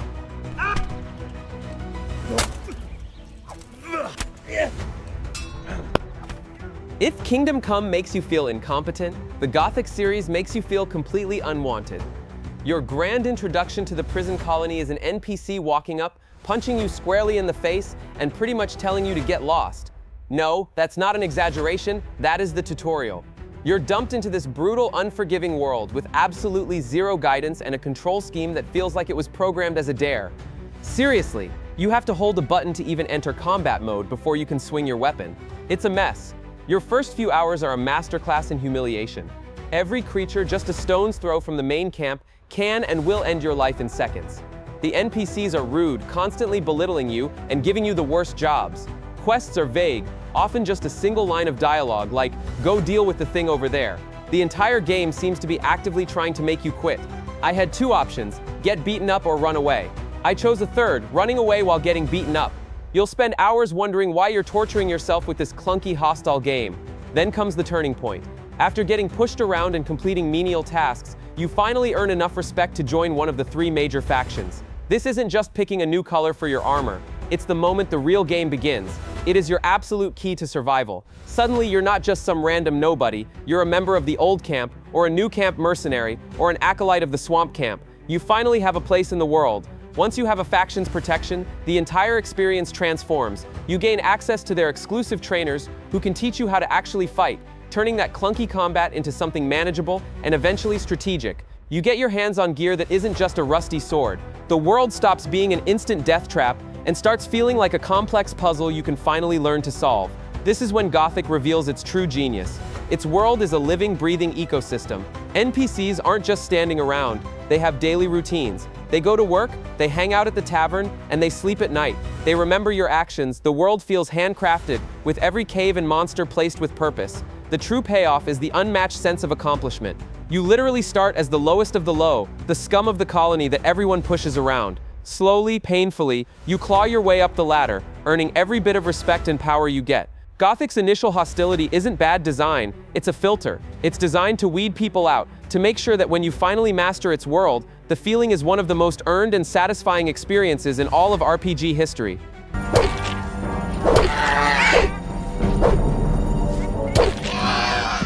Pathologic isn't just a game, it's a psychological experiment designed to see how much misery a player can take before they break. And yet somehow, it's absolutely brilliant. From the very second you step into its world, everything feels fundamentally wrong. Your movement is painfully sluggish, like you're wading through invisible molasses. Combat is a joke, a series of clumsy, ineffective slaps that will get you killed. Meanwhile, your hunger, exhaustion, and infection meters are draining at a terrifying rate. This game doesn't just test your patience, it tests your sanity. As one of 3 healers, you arrive in a remote town being devoured by a mysterious plague, and the game's core mechanics are meticulously crafted to make you feel every bit as helpless, desperate, and overwhelmed as the poor souls living there. I had one job, and the game seemed determined to make sure I failed it. The first few in-game days are a brutal, frustrating cycle of absolute failure. You will spend your time desperately running through the decaying streets, searching trash cans for a stale crust of bread, only to watch your hunger bar barely move. You will try to save sick patients, but you'll lack the medicine and they will die. You'll talk to the bizarre townsfolk, listening to cryptic philosophical monologues where everyone wants something but no one really trusts you. It feels like being trapped in a fever dream where nothing you do matters. You feel like you're trying to put out a forest fire with a water pistol, because fixing anything in Pathologic is like trying to hold water in your hands. The game finally clicks when you have a profound realization. You have to stop trying to win. You have to abandon the gamer mindset that tells you to complete every quest and save every NPC. That's not what Pathologic is about. You have to accept that you can't save everyone. In fact, you'll be lucky if you can save anyone, including yourself. Suffering is inevitable. Death is a constant neighbor. Once you accept this, your role shifts from hero to survivor. The moment you make that mental switch is the moment Pathologic transforms. You stop trying to beat the game and you start living inside it.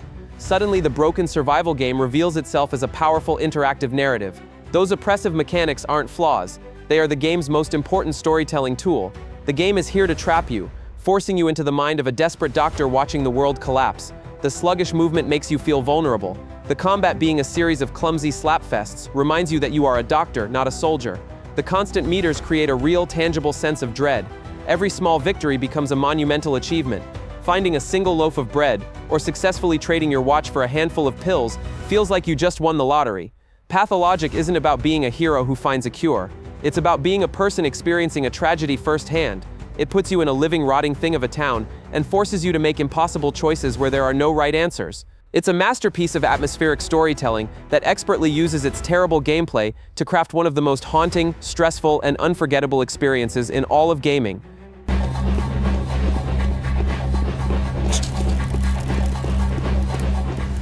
So you download Arma 3 thinking you're getting a slick military shooter, but what you actually get feels more like tax software for a fighter jet.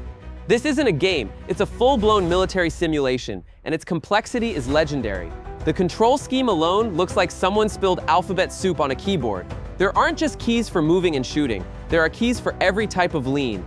Dozens of stances from standing to prone, adjusting your weapons, zeroing for distance, and 100 other actions you didn't even know existed. The user interface throws so much data at you that your first mission feels less like combat and more like trying to pass an exam you didn't study for. Your first few firefights are just sad. You'll sprint out from cover expecting to be a hero and get instantly deleted by an enemy you never saw, a tiny gray pixel hiding in a bush half a kilometer away. Trying to run and gun is a death sentence. The game feels frustratingly slow and completely impenetrable. This is not Call of Duty. In fact, it's the anti-Call of Duty. Arma 3 fully expects you to sit down, read a manual, and actually learn how to play. Your success depends entirely on teamwork and communication, concepts that feel alien when you just want to shoot stuff. I had one job, don't die. This game made that job nearly impossible. The entire experience finally clicks during your first successful coordinated squad operation. You're not a one-man army. You are a single tiny part of a complex military machine. Maybe you're the machine gunner, tasked with providing suppressing fire on a building so your rifle team can flank. You follow your squad leader's orders, you use your radio correctly, and you watch as a plan comes together piece by piece. When you successfully take an objective not through reckless heroics but through deliberate, careful execution, you realize Arma isn't a shooter at all, it's a tactical sandbox. The reward for pushing through that steep learning curve is an unparalleled sense of realism and immersion. The tension before a firefight starts is thick enough to cut with a knife. The sharp crack of bullets flying past your head feels terrifyingly real. The sheer scale of the battles, with helicopters flying overhead and tanks rolling across the fields, is just awesome. The game's ballistics engine models things like bullet drop and wind, so every shot is a calculation. The game's initial difficulty is a barrier, but it's there for a reason. It forces you to play correctly. You have to move like a real soldier, checking corners, communicating with your team. This is where Arma 3 provides some of the most memorable and emergent stories in all of gaming. Every mission generates a unique story of teamwork, failure, and triumph. It's a masterpiece not because it's an easy shooter, but because it refuses to be one, offering a deep and incredibly rewarding simulation for anyone willing to learn its language. Carry, attack that rifleman. Contact. Jesus Christ. Vampire the Masquerade Bloodlines is a legendary RPG that feels like it's held together with duct tape and hope. When you first launch it, you can practically hear the game groaning under its own weight. It's notoriously buggy, the character animations are so stiff they look like puppets on a string, and the combat feels like a total afterthought.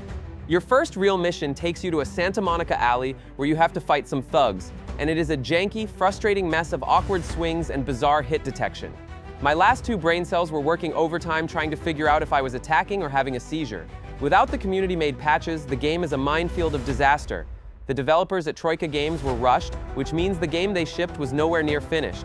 It's full of quests that completely break, forcing you to reload old saves, and it crashes more often than a toddler on a sugar high.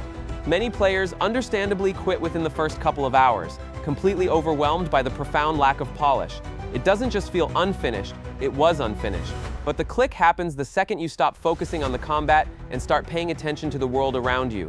You start exploring the moody streets of early 2000s Los Angeles and talking to its strange, nocturnal inhabitants. That's when you realize the game's true strength isn't its gameplay, it's the game's soul. The writing is absolutely phenomenal. The world of darkness is brought to life with some of the most memorable characters and sharpest dialogue you will ever find in an RPG. These aren't just quest givers, they're fully realized people with their own motivations and dark secrets. The freedom you have to roleplay is staggering, and it all starts with your choice of vampire clan. This decision completely changes how you play.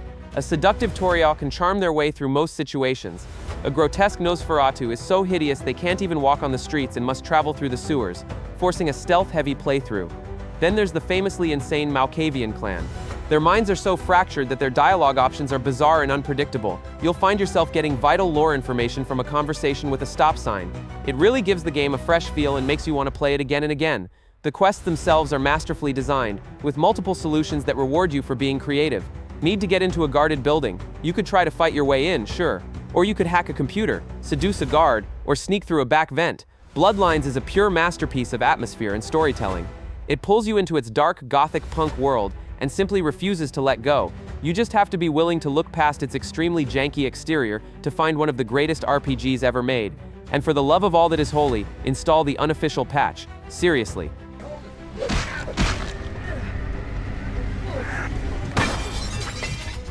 If you're coming to Yakuza 3 directly from the modern, slick entries like Yakuza 0 or Kiwami 2, the beginning is a massive shock to the system. The combat, which is normally a highlight, feels incredibly stiff and dated. The game's fighting system is noticeably more rigid and less fluid. Enemies block a lot. It turns fights that should be flashy and exciting into a frustrating poke fest, where you're just waiting for an opening. But the bigger hurdle here isn't even the combat, it's the pacing. You're expecting high-stakes crime drama, but instead, the first several hours of the game have you running an orphanage in sunny Okinawa. Seriously, you are not fighting Yakuza patriarchs, you're breaking up arguments between kids over who gets the last snack and helping them with their homework. It feels incredibly slow, almost uneventful, and it's easy to feel like you've taken a strange detour away from everything that makes the series so great. The game finally clicks when the main plot, which has been simmering quietly in the background, finally explodes into action. The Yakuza world comes crashing back into Kiryu's peaceful life, and that's when you have the big realization: the slow opening wasn't a flaw. It was the entire point.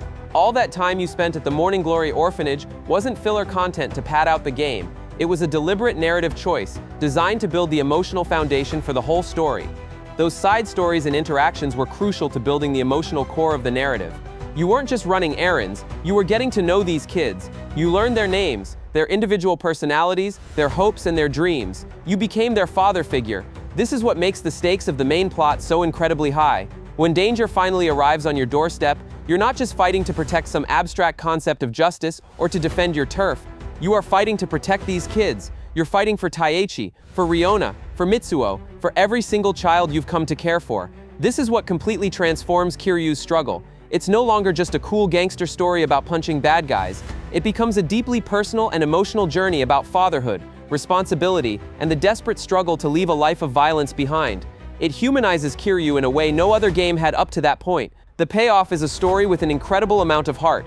Yakuza 3 may not have the best combat in the franchise, not by a long shot, but its narrative hits harder than any of Kiryu's most brutal heat actions. It's a true masterpiece of character development that demands your patience in the beginning, but if you give it that time, it rewards you with one of the most moving and unforgettable stories in all of gaming.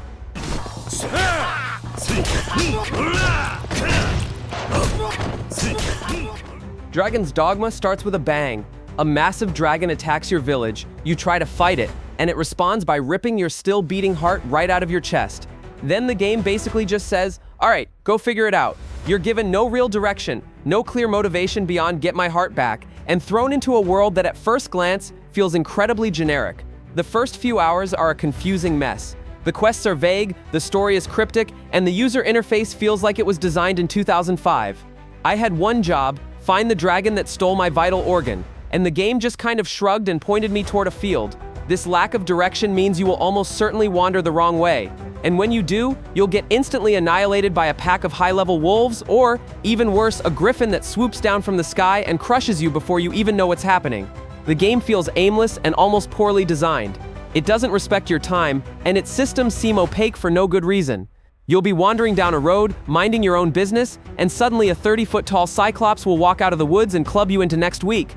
But then, you try something different. You're fighting another Cyclops, but instead of just hacking away at its ankles, you run up and jump, You grab onto its leg, you start climbing, and that is the click. The moment you are clinging to the back of a raging monster, holding on for dear life as it thrashes around trying to shake you off, and you start stabbing it right in its giant eye, that's when you realize Dragon's Dogma has one of the best and most unique action combat systems ever created. The awkward, stumbling beginning gives way to an absolutely epic adventure. You're not just fighting monsters, you're wrestling with them. Every fight against a large creature feels like a dynamic, unscripted boss battle where you have to think on your feet. Do you climb its back to hit a weak spot? Do you target its legs to make it fall over? This system is backed up by incredible magic, where a sorcerer in your party can summon massive screen-filling spells like tornadoes and meteor showers. Then there's the pawn system. You create your own custom AI companion, your main pawn, who fights alongside you. But the genius part is that other players can hire your pawn to join them in their own games. Your pawn learns from these adventures, gaining knowledge about quests and enemy weaknesses. When they return, they bring back experience and items, and can even offer you tips on a quest they just completed in another player's world. It's a fascinating system that makes you feel connected to a larger community of adventurers. Suddenly, that huge, vague world isn't intimidating anymore. It's a land ripe for genuine discovery. The lack of hand-holding isn't bad design. It's an open invitation to explore and forge your own legend. It's a masterpiece of thrilling combat, hidden behind an introduction that does a terrible job explaining its own brilliance. Persevere, and you will find an RPG that will spoil you for almost everything else.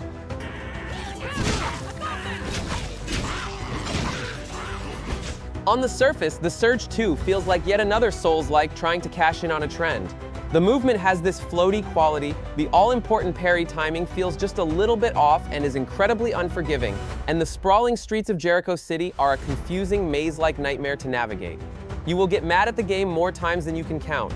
Your first hour will be a series of frustrating deaths at the hands of basic enemies who can stun-lock you with lightning-fast combos before you can even react. It's incredibly easy to write it off as a clunky, less polished imitation of a From Software game. You'll try to just wail on enemies, hacking at them to drain their health bar, but it feels unresponsive, unsatisfying, and honestly, kind of pointless. My last 2 brain cells were screaming in frustration, but then the entire game clicks the moment you truly internalize its central mechanic, targeted dismemberment. This isn't just about killing enemies, it's about surgically harvesting them for parts. Suddenly, you stop seeing enemies as simple obstacles and start seeing them as walking, talking treasure chests. That guy over there has a cool helmet? You need to lock onto his head. You want that awesome glowing blade he's using? You have to specifically target and slice off his arm. The entire game is built around this idea. This is where the combat transforms from a simple brawl into a deeply strategic game of risk versus reward. Targeting unarmored body parts makes for an easier kill, but you get nothing for it. Targeting an enemy's heavily armored leg is much harder and riskier, but if you do enough damage and perform a finishing move, you slice it clean off and get the schematic to build that piece of armor for yourself. As the developers intended, every fight turns into this brutal chess match, where you're not just fighting to win, you're fighting to upgrade yourself. The entire gameplay loop becomes this incredibly addictive cycle of hunting. You're not just exploring, you're stalking the wasteland, looking for enemies wearing the specific gear you need to complete your next armor set or upgrade your favorite weapon. All of a sudden, that combat that felt clunky and unresponsive feels purposeful. Every swing matters because you're not just fighting, you're harvesting. This forces a change in how you approach every single fight. You stop button mashing like a scared raccoon and start paying attention.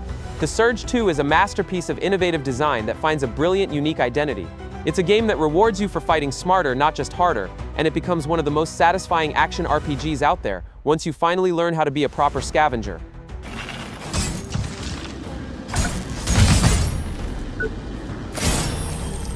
Elex 2 starts by taking the hero of the last game, Jax, and immediately knocking him down about 50 pegs.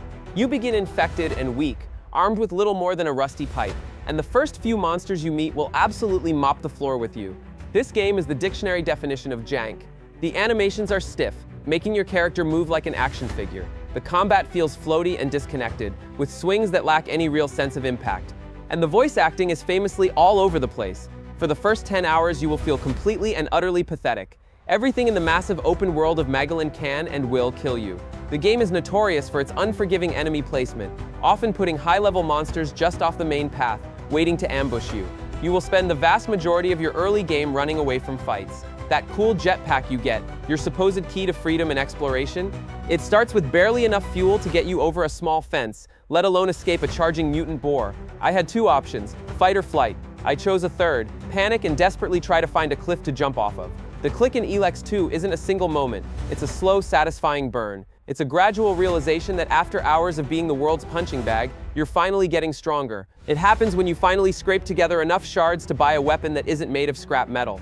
It happens when you finally commit to one of the game's factions, the nature magic berserkers, the high-tech albs, or the mysterious morcons, and unlock their powerful game-changing abilities. But the biggest moment is when you finally upgrade your jetpack. Once you've invested enough resources to increase its fuel capacity and maneuverability, allowing you to boost and hover, the true game begins. Suddenly, that world that was once a terrifying death trap becomes your personal playground. You can fly to the top of mountains to find hidden secrets. You can hover above enemies, raining down attacks. More importantly, you can finally start fighting back against those creatures that used to hunt you for sport. This is the pure magic of Elex, its incredible, hard-won sense of progression. The journey from a pathetic weakling who gets killed by giant chickens to an unstoppable plasma rifle-wielding warrior soaring through the sky is one of the most satisfying power fantasies out there. Elex 2 makes you earn everything. The game's unique sci-fi fantasy world, a bizarre and wonderful mix of Mad Max, The Witcher, and Star Wars, is an absolute joy to explore once you're no longer terrified of everything in it. It's a masterpiece of player freedom and old-school RPG design buried under a very thick layer of jank. If you can tolerate its rough edges, it offers a rewarding experience unlike anything else.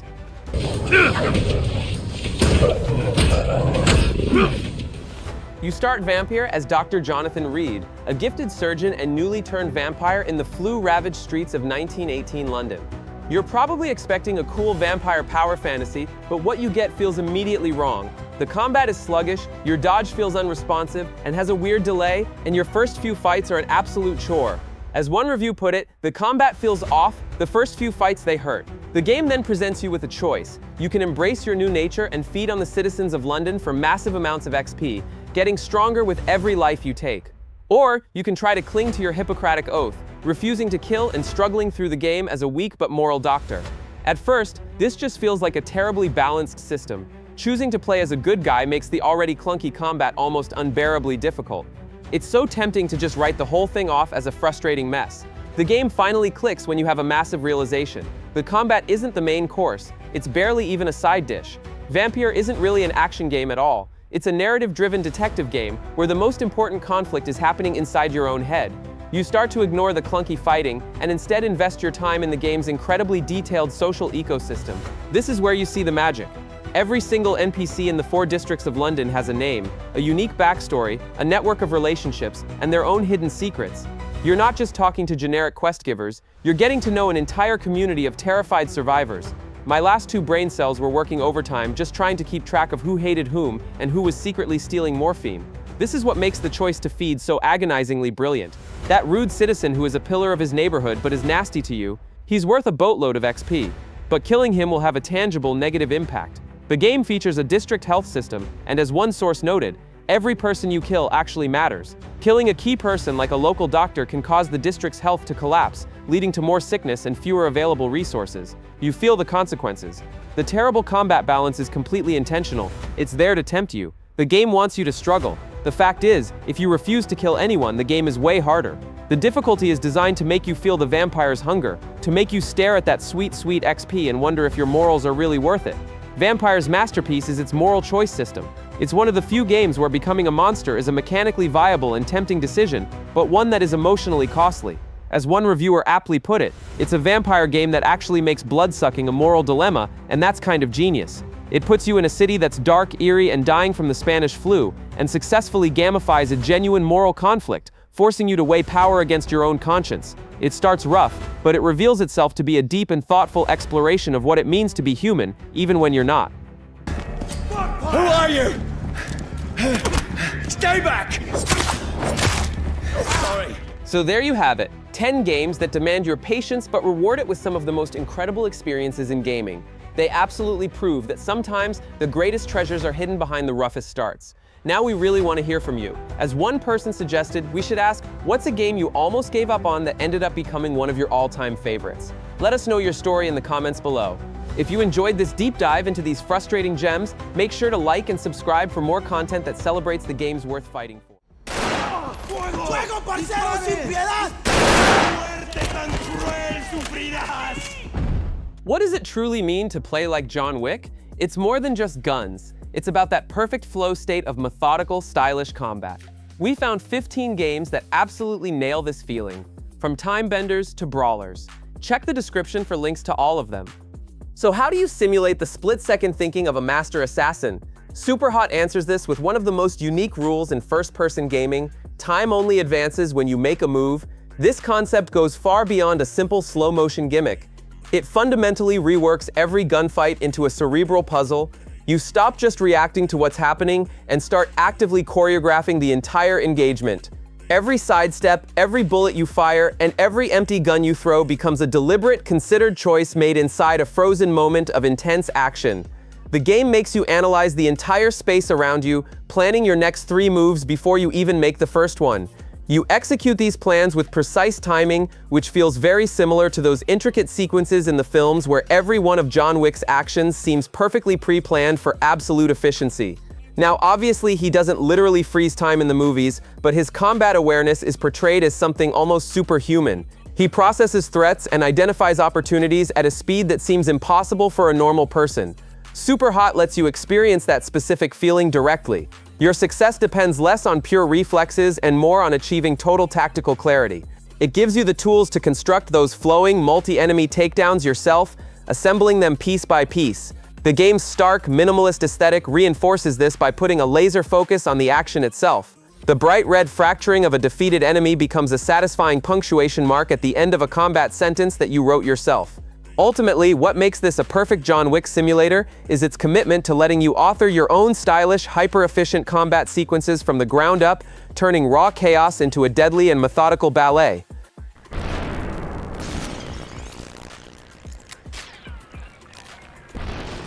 What if John Wick's story was a fever dream set in the 1980s? Hotline Miami provides a glimpse. This top-down action game is known for its psychedelic visuals, driving synthwave soundtrack, and extreme difficulty. The core gameplay loop is simple: enter a level, eliminate everyone inside, and try not to die. The catch is that you and most of your enemies go down in a single hit. There is no room for error. This brutal lethality is what connects it so strongly to the Wick universe. Every encounter is a high-stakes affair where a single mistake means starting over. It forces a mindset of perfect execution and route planning. You find yourself memorizing enemy patrols, planning your breach, and executing a flawless, lightning-fast series of attacks to clear a room before anyone can react. It's methodical violence at its purest. Unlike more defensive, tactical games, Hotline Miami is about overwhelming, aggressive speed. It captures the moments where Wick bursts into a room and neutralizes multiple hostiles in seconds. It's not about finding cover and waiting, it's about being the aggressor and ending the fight before the opposition even understands what's happening. The variety of melee weapons and firearms scattered throughout each level encourages constant improvisation, much like Wick using whatever is available to him in a frantic fight. The game's true magic is in achieving that flow state where you move from one kill to the next in an unbroken, violent dance. When everything comes together, you are not just surviving a level, you are performing an almost perfectly choreographed sequence. This makes it a raw and unfiltered take on Wick's own particular brand of ruthless efficiency.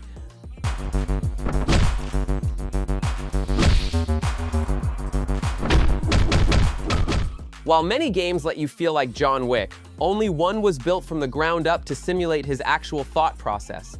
John Wick Hex is not your typical shooter or a brawler, it is a timeline strategy game. Instead of direct control, you select all of your actions from a menu, where each one takes a specific amount of time to complete. Every single move, from shooting your pistol to striking an enemy or just repositioning to a new piece of cover, is a carefully calculated decision on a timeline that you share with every one of your enemies. You constantly see how long your next action will take versus how long their next attack will take. This system forces you to think in terms of pure gun-fu logistics. You are constantly asking yourself tactical questions. Do you have enough time to perform a close-quarters takedown before that enemy finally gets their shot off? Is it better to just push an enemy to break their line of sight for a moment? Or should you risk taking a very low percentage shot from your current position? It's a fascinating and effective deconstruction of the action sequences from the films. It's not about the physical act of aiming your crosshair perfectly, but instead about the constant strategic choices that truly define Wick's fighting style. Managing his focus, controlling his proximity to multiple threats, and mastering the timing of every action. The game even visualizes concepts like reloading your weapon and your current ammo count as critical tactical elements, just as they are in the films. A poorly timed reload is an absolute death sentence, and the game will not forgive that mistake. While the graphics are very stylized and unique, the core loop is pure Wick. You are constantly assessing threats on the screen, managing your very limited resources of both time and ammunition, and then executing a plan with deliberate precision.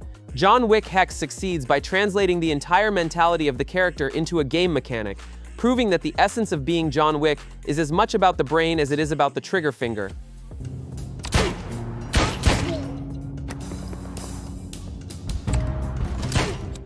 What does it feel like to be a blur of motion, using an enemy's momentum against them before immediately chaining your attacks onto the next target?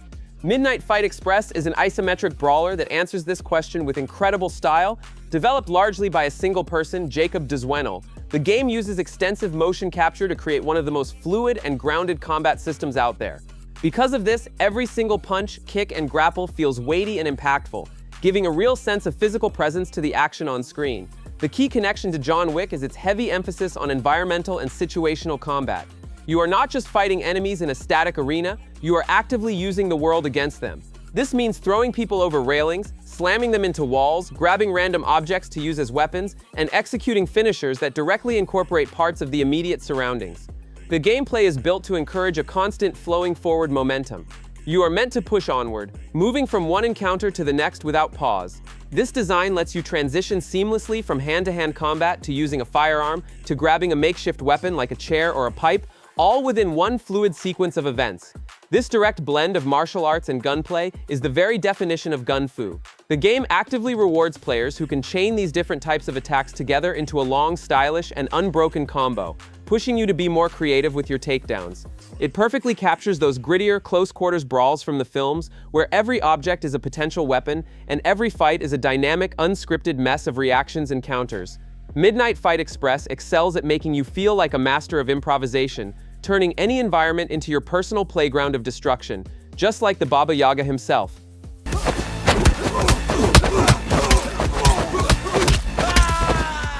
John Wick is a master of his craft, but that mastery was earned through years of training and intense pain. Sifu captures this side of his story better than almost any other game. At its core, it's a third-person brawler focused entirely on the art of Pak-mei Kung Fu. What makes it unique is its central mechanic, aging. Every time you die, you resurrect right on the spot, but you're several years older. This system creates a constant tension, as you gain more damage output with age, but your overall health becomes lower. It effectively turns the entire game into a race to master the combat before your character becomes too old and frail to continue. This creates a powerful narrative loop that mirrors Wick's own journey. He is a legend in his world, but each fight very clearly takes a toll on him. Sifu makes you feel that toll directly. Each failure you have has a permanent consequence, pushing you to actually get better and learn from your mistakes. The combat system itself is deep and extremely demanding, requiring you to memorize enemy patterns, master the timing of your parries, and execute complex combos to survive. This is absolutely not a game you can simply button mash your way through and expect to see the end. Success requires genuine skill progression from the player. The gameplay focuses squarely on the hand-to-hand aspect of Wick's style. It's particularly reminiscent of the scenes where he is disarming and dispatching multiple opponents in very tight corridors, like the iconic nightclub or art gallery fights from the films. You are constantly managing space and dealing with groups of enemies in close quarters. To add to this, the environments are highly interactive, allowing for a variety of contextual takedowns that feel straight out of a modern action movie. You can shove enemies over railings, kick objects into them, and use the world as a weapon. Sifu's true connection to Wick is in its demand for absolute perfection. It forces you to learn, adapt, and become a true martial arts master through trial and error. This whole process embodies the intense discipline and deadly skill that ultimately defines John Wick as a character.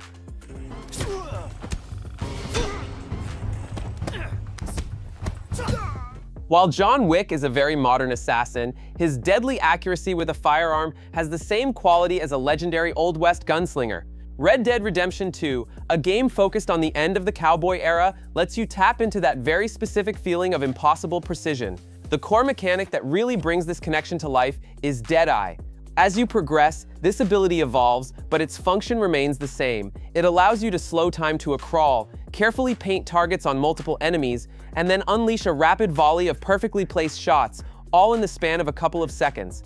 This system is the ultimate power fantasy of being the fastest and most accurate gun in any room. It fundamentally transforms what would normally be a chaotic, messy shootout into a controlled cinematic sequence of events where you are the sole director. It's a stark contrast to the panic of a normal gunfight. Using Deadeye to methodically land a series of headshots on a group of charging enemies feels almost exactly like those moments when Wick enters a room and eliminates everyone with an inhuman level of speed and accuracy. You're not just reacting to the fight, you are pausing it to dictate its outcome completely. Beyond just the Deadeye system, the general gunplay in the game is detailed and has a real sense of weight to it. The animations for drawing your weapon, fanning the hammer, firing it, and reloading different types of guns all contribute to the feeling of being a professional who knows his tools inside and out. It's not just a simple button press for an instant result. You see and feel the mechanical process of using the firearm. The game also lets you maintain and customize your weapons, from the materials on the grip to the rifling in the barrel. This reinforces that distinct bond between the user and their firearm, which is a key aspect of Wick's character. Red Dead Redemption 2 isolates the gunslinger part of John Wick's identity and perfects it, allowing you to experience that feeling of being an untouchable marksman. You ain't the first man. John Wick is a paradox. He's a ghost who can disappear into the shadows, but he's also a whirlwind of violence when he finally chooses to strike. The game Splinter Cell Blacklist is one of the very few that lets you truly master both sides of that coin. Its gameplay is divided into 3 distinct categories: Ghost for pure non-lethal stealth, Assault for open combat, and Panther for stealthy hunting. The Panther style is where the John Wick connection really becomes clear. Playing as a Panther means you are constantly moving silently through the environment and striking with lethal efficiency before melting right back into the darkness. You become the predator, and the enemies are your prey. The entire point is to control the engagement from the shadows, picking your moment to attack. The key mechanic that makes this happen is mark and execute. This system lets you tag multiple enemies on screen, and then, with the press of a single button, trigger a cinematic sequence where Sam Fisher takes them all out in a flash. It is a direct gameplay analog to Wick's rapid takedowns in the films. It captures that feeling of him clearing a room with a series of quick, precise actions. It's the flow, it's a movement, it's a shooting, it's a moving on from one target to the next in a way that just speeds things up. The ability is not just a cool cinematic, it is a tool for maintaining control and momentum in a firefight. You are planning the outcome before it even happens, deciding who goes down and in what order. This ability to transition instantly from silent, patient stalking to a sudden burst of lethal, controlled violence is the essence of Wick's combat flow. The game's very fluid movement system further supports this agile, predatory playstyle. The design allows you to climb ledges, vault over objects, and move between different points of cover seamlessly. All of this enhances your ability to move through the levels quickly and efficiently, letting you set up ambushes and execute your targets with precision. Blacklist perfectly captures the duality of John Wick's approach, the patient, methodical professional who can, in an instant, become an unstoppable and calculated force of nature. I see him. Play this right, maybe you don't end up in the lake. John Wick is a man driven by grief and rage, fighting with a type of desperation that makes him terrifying to his enemies. Max Payne 3 is the interactive embodiment of that exact same energy. The game tells the story of a broken man who seems to find his only remaining purpose through acts of violence. The signature mechanics are, of course, bullet time and the shoot dodge. The ability to slow time to a crawl and dive through the air while firing your guns is iconic, and it really laid the groundwork for the kind of cinematic gunplay that we now see in the Wick films. Max Payne 3 takes this system and perfects it. Every dive you take and every shot you fire feels desperate and incredibly impactful. A big part of this is the Euphoria physics engine, which means your enemies react realistically to every single bullet. This makes the combat feel gritty and completely unglamorous. It's the game's overall tone, however, that truly connects it to Wick's world. Max, much like John, is past his prime. He's fueled by painkillers and regret, fighting against what feel like overwhelming odds. It's a much more grounded and painful portrayal of an action hero. The shootouts are not clean and efficient displays of skill. They are messy, destructive, and exhausting. Fights leave the environment in ruins. This directly reflects the more brutal and grueling fights in the Wick series, where John is visibly tired, injured, and pushing himself forward through sheer force of will. The game's animations add to this feeling, constantly showing Max bracing himself against walls or flinching from the pain of his own injuries. This layer of vulnerability makes his victories feel genuinely earned, not just easily won. Max Payne 3 ultimately lets you play as a man with absolutely nothing left to lose, whose only remaining language is violence, capturing the darker and more desperate side of the John Wick archetype perfectly.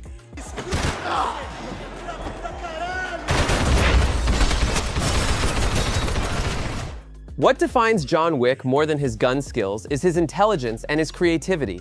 He consistently uses the environment and his target's routines against them. The game Dishonored 2, developed by Arcane Studios, takes this very concept and turns it into a supernatural sandbox. While you can certainly play it as a straightforward action game, its true brilliance is found in its non-lethal, creative assassination paths. You are not just a killer in this game, you are an architect of your enemy's downfall, and you are given all the tools you need to build it.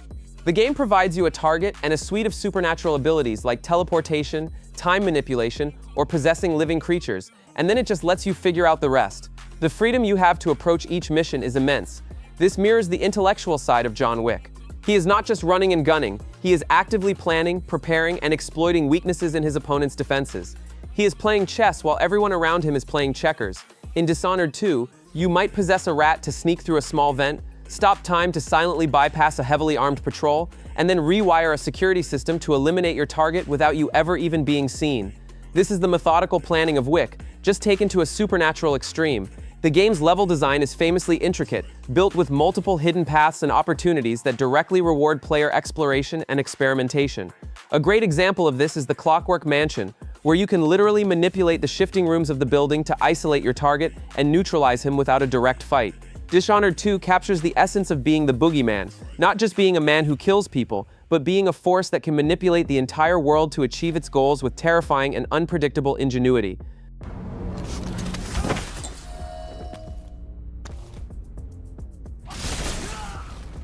The John Wick films present action sequences that are so perfectly choreographed, they look like a deadly performance.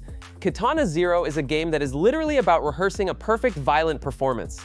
This 2D action platformer casts you as a samurai assassin who can manipulate time. Each level is broken down into a series of rooms that need to be cleared of enemies, and a single hit means death. This one-hit kill system demands precision and planning from the very start of every encounter. The narrative twist here is that you are technically playing out a plan of the assassination before it happens. Your main ability is to slow time, which allows you to deflect incoming bullets with your sword and execute flawless attack sequences. If you get hit and die, the game frames it as the plan being faulty. The screen flashes with text like, "No, that won't work," and you simply try a different way. This isn't a failure state so much as a redrafting of your approach. You're iterating on your strategy until you find the perfect path through the chaos, using your time-bending powers to create a path to victory. At the end of each successful level, the game shows you a security camera-style replay of your actions, but at full speed. It cuts out all the moments you slowed time, and it removes every one of your deaths. The result is what looks like a perfectly executed, impossibly fast action scene. This rehearsal mechanic is a brilliant way to simulate the end result of a John Wick fight. You are essentially choreographing the deadly scene yourself through trial and error, and the final clean replay is your reward for getting it right. The game's story also looks into the heavy psychological toll that being a professional killer takes on the main character, adding a layer of narrative depth that complements the stylish violence throughout the game. Katana Zero perfectly captures the feeling of being a legendary figure whose actions seem completely impossible to any normal observer, because you are the one who did all the hard work of planning and executing the perfect kill.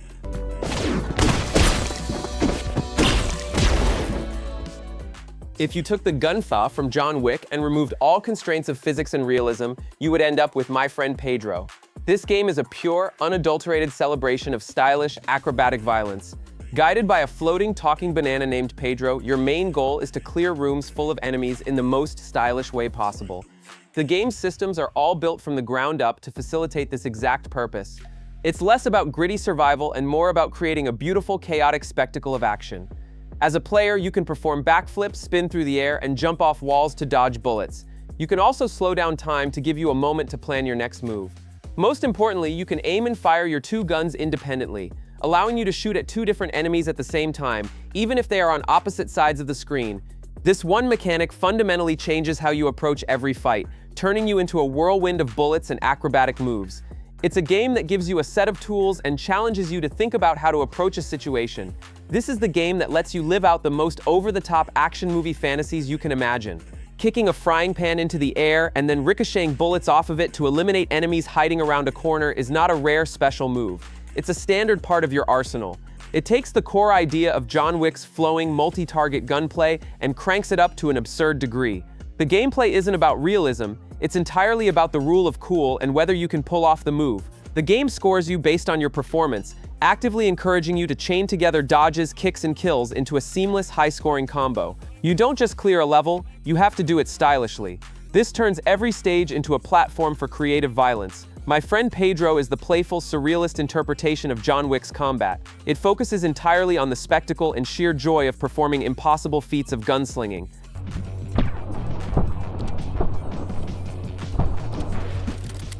John Wick is defined by his adaptability and his mastery of a very wide range of firearms.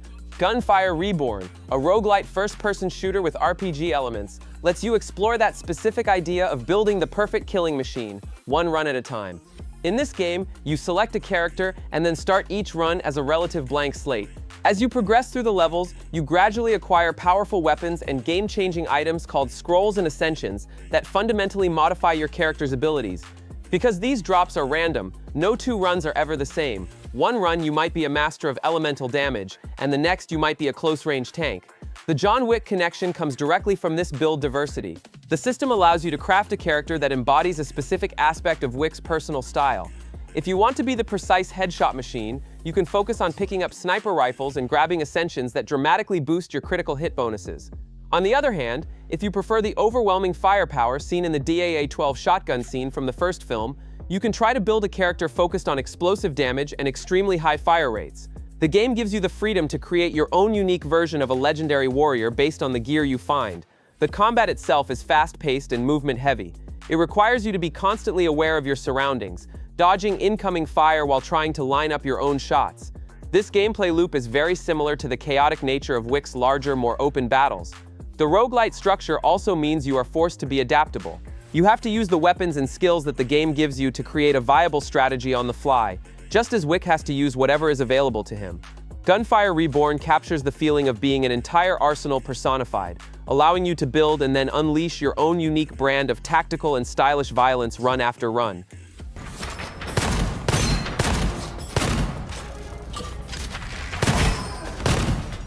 We often focus on John Wick's offensive prowess, but his survival is just as dependent on his incredible ability to avoid getting hit. Enter the Gungeon is a game that is almost entirely about the art of not getting hit. The game is a bullet-hell dungeon crawler, and as that name suggests, the screen is frequently filled with hundreds of projectiles flying in every direction. Your primary skill is not just aiming, but your ability to expertly navigate these deadly and often beautiful patterns of enemy fire. You spend most of your time finding safe lanes through the chaos, and your survival depends on it. The main way you do this is with the central mechanic of the dodge roll, which gives you a very brief window of complete invincibility, allowing you to pass through a wall of bullets completely unharmed. Mastering the timing of this single move, knowing exactly when to use it and when not to, is absolutely essential for survival in the deep and dangerous floors of the Gungeon. This core design captures the other side of a John Wick gunfight perfectly. For every single person he shoots in the films, he is actively dodging a dozen bullets coming back at him. He is in constant motion, using cover when he can, and always making himself a very difficult target to track and hit. Enter the Gungeon takes that defensive dance and turns it into its core gameplay loop. You are constantly weaving through these intricate webs of bullets, looking for the very small and brief openings where you can safely return fire at your enemies. The massive arsenal of bizarre and creative guns also adds a distinct layer of Wick-like improvisation to every single run. You have to make do with whatever strange weapon you find, whether it shoots sharks or beehives, and adapt your strategy on the fly. While its visual aesthetic is very cartoonish and lighthearted, Enter the Gungeon's strict demand for absolute spatial awareness and defensive precision makes it a surprisingly accurate simulation of the pure survival aspect of being John Wick.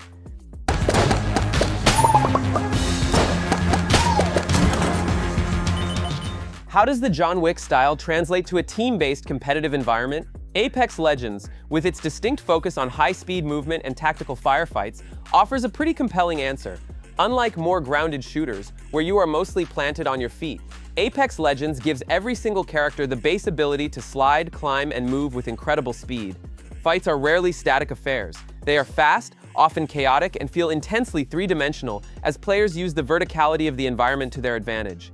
This constant motion is what ties it all together. A good Apex player, much like John Wick himself, is never an easy target. They are constantly repositioning, using the environment for quick cover and creating unexpected angles of attack to confuse their opponents. The game's relatively low time to kill means that this style of evasive movement isn't just an option, it's a core requirement for survival. The gunplay, especially in close quarters, demands immense tracking skill and recoil control, all while the player is moving at high speed. This directly mirrors the kind of stability and accuracy that Wick is able to maintain during his most dynamic and physically demanding action sequences. You have to be able to land your shots while sliding down a hill or jumping over an obstacle. This is further enhanced by the different legend abilities, which add another layer of tactical depth. Using a character's abilities in synergy with the movement and gunplay is what creates a flow state, where you are seamlessly blending all of your available tools to outmaneuver and eliminate your opponents. While it is a battle royale game, the moment-to-moment gameplay in a heated bubble fight perfectly captures that feeling of a high-stakes, close-quarters engagement where superior movement and precise aim are paramount. Apex Legends successfully translates the core principles of Wick's evasive, hypermobile combat into a competitive shooter, rewarding players who can consistently think and shoot while on the move. Reloading. Thermite grenade out. Let's strip away all the cinematic flair, the bullet time, and the acrobatics. What do you have left? You have pure, unadulterated, professional precision. That is the absolute core of Counter-Strike 2, and it's the foundation of what makes John Wick so lethal. This is fundamentally a game of angles, timing, and perfect aim. There are no respawns within a round. One single mistake, one moment of hesitation when checking a corner, and you are out for the rest of it. Because of this, the stakes are always incredibly high in every single engagement. This unforgiving nature breeds a very specific kind of player, one that is methodical and ruthlessly efficient in their approach. It's not about how many kills you can possibly get in a round, but it's about getting the right kill at the right time to secure the objective for your team. The game's entire emphasis on crosshair placement, meticulous spray control, and constantly pre-aiming common angles is the digital equivalent of the endless training and discipline that makes John Wick so deadly. He doesn't just react to threats as they appear, he anticipates them, moving his weapon to where an enemy's head will be before it's even there. A high-level Counter-Strike play, like a clean one-tap headshot on an enemy just as they peek around a corner, has that same exact feeling of surgical precision as Wick's most efficient takedowns. There's no wasted motion, just a perfect action that leads to an immediate result. It's a game that rewards knowledge and strategy just as much, if not more, than raw mechanical skill. Knowing the map inside and out, understanding common enemy rotations, and being able to predict your opponent's behavior is what separates good players from great players. Counter-Strike 2 represents the professional, no-nonsense side of John Wick. It's the pencil scene in gameplay form. Maximum lethality with minimum fuss, achieved through nothing but pure skill and preparation.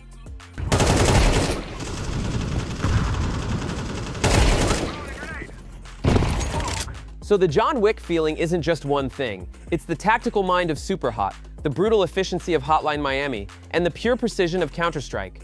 It is a spectrum of different mechanics and styles that all point toward that same fantasy of players being an unstoppable, methodical force.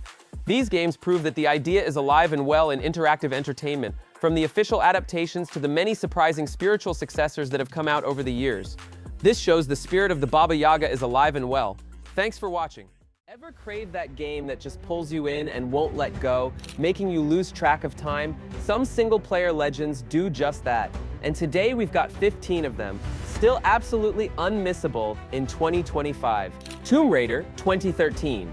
The crucible of survival throws you headfirst into Lara Croft's earliest, most grueling ordeal. The game wastes no time, dropping you into the chaos of a shipwreck on the mysterious island of Yamatai. Before you can catch your breath, you're scrambling through collapsing caves, narrowly escaping an avalanche, and learning that every step forward could be your last. The island itself feels alive and hostile, with every environment designed to test Lara's limits and force quick thinking.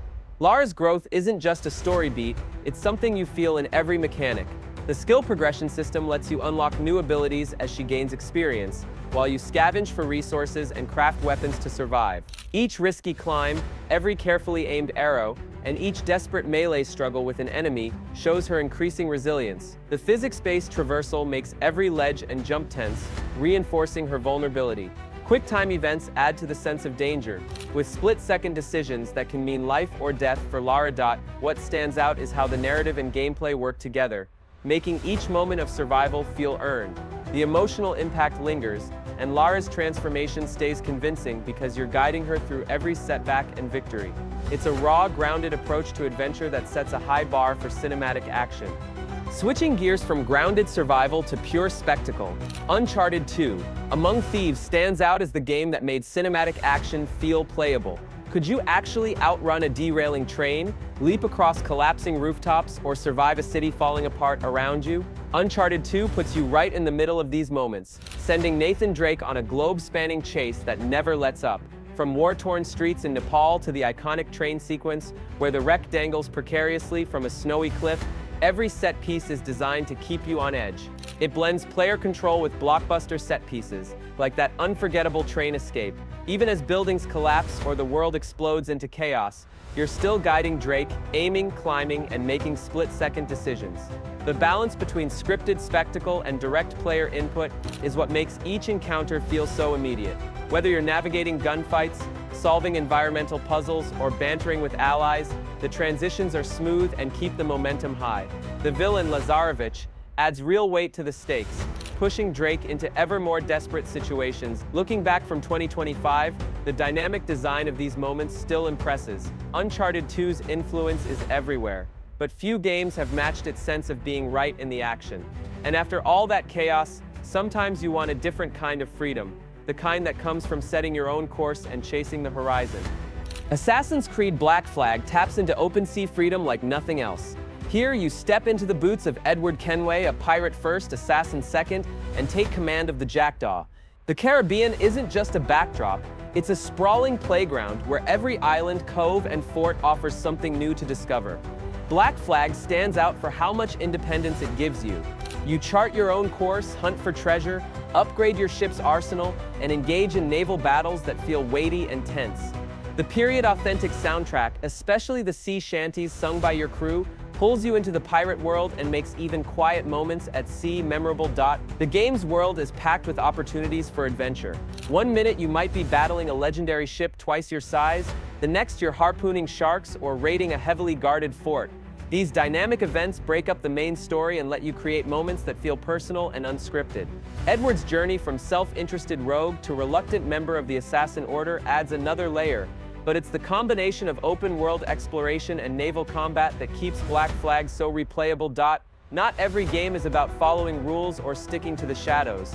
Sometimes it's about unleashing chaos and seeing just how far your power can go. Prototype.